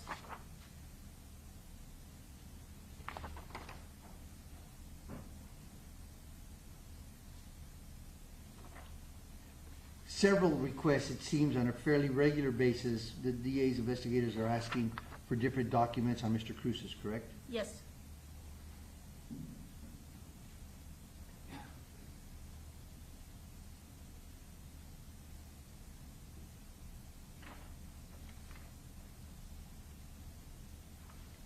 Some of the copies are just a little blurry, but it appears that the remaining copies, as early as late as February 12th of 2024, and even as recent as October 25th of 2024, Mr. Sanchez was investigated, is that correct? Yes. He was making a request, correct?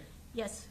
But what's unusual about this last document, man, the date on that is when, October 25th of 24? Yes. Last week, sometime around there? Yes. And it has out here on the document, ADA Loretta Huitt, correct? Yes. Did you know that ADA Loretta Huitt has not worked at the DA's office for quite some time? At least it wasn't working in October. I don't think worked any time in 2024. I'm not the one that provided those records, sir. Okay. But the record does indicate that ADA Loretta Huitt was requesting these through the investigator Ray Sanchez, correct? Yes. On October 25th, 2024, correct? Yes. And if Loretta Huitt was not working for the DA's office on October 25th, 24, that would be a false request, a false statement on this request form, wouldn't it? Yes.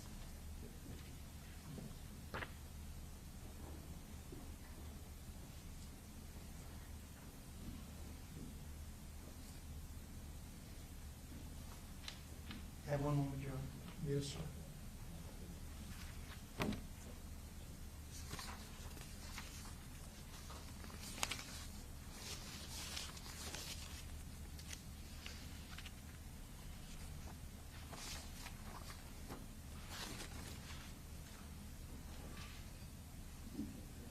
I'll pass the witness, Your Honor. Mr. Davis? No question, Your Honor. Thank you, ma'am. You may step down. We've gone hard and fast today. I think we're going to go ahead and stop for the day. Mr. Davis, indulge me for a moment. I have some questions.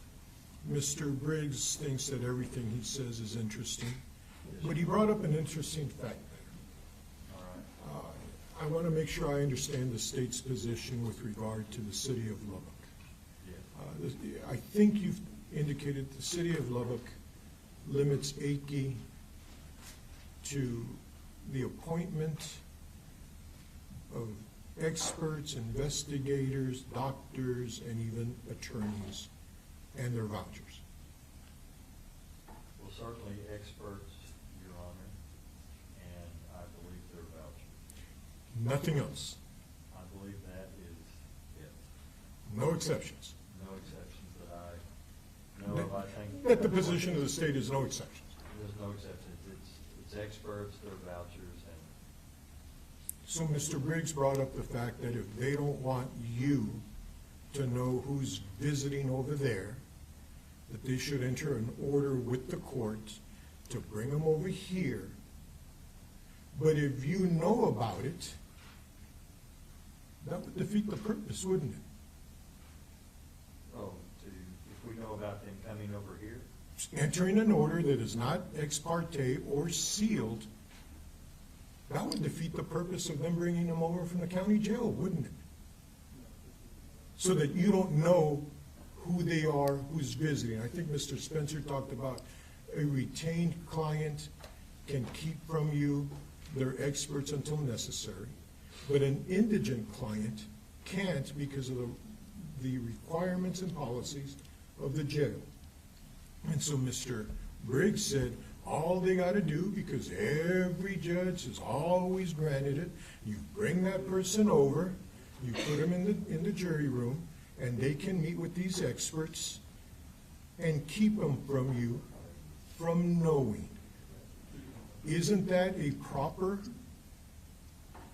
requests for an ex parte communication that should be sealed, although you believe there are no exceptions Well, in the city of Lubbock?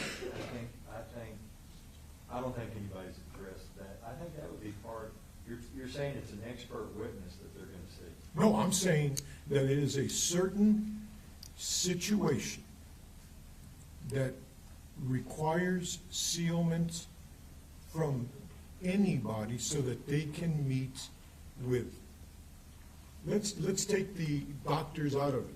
They want to meet with some jail inmate who indicates that they have important information that can help a defendant.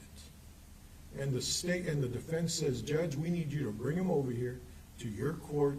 We're doing it under ex parte, and we're trying to seal it because nobody needs to know about this trial strategy or defense.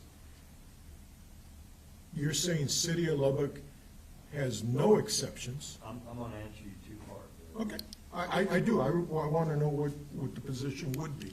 I think if you're bringing them over to see an expert witness, one of their, let's say you did an appointment ex parte of the expert to begin with, and then you want to see that expert in a certain venue, I'd be willing to say that that probably covers the ex parte, because it's still the expert.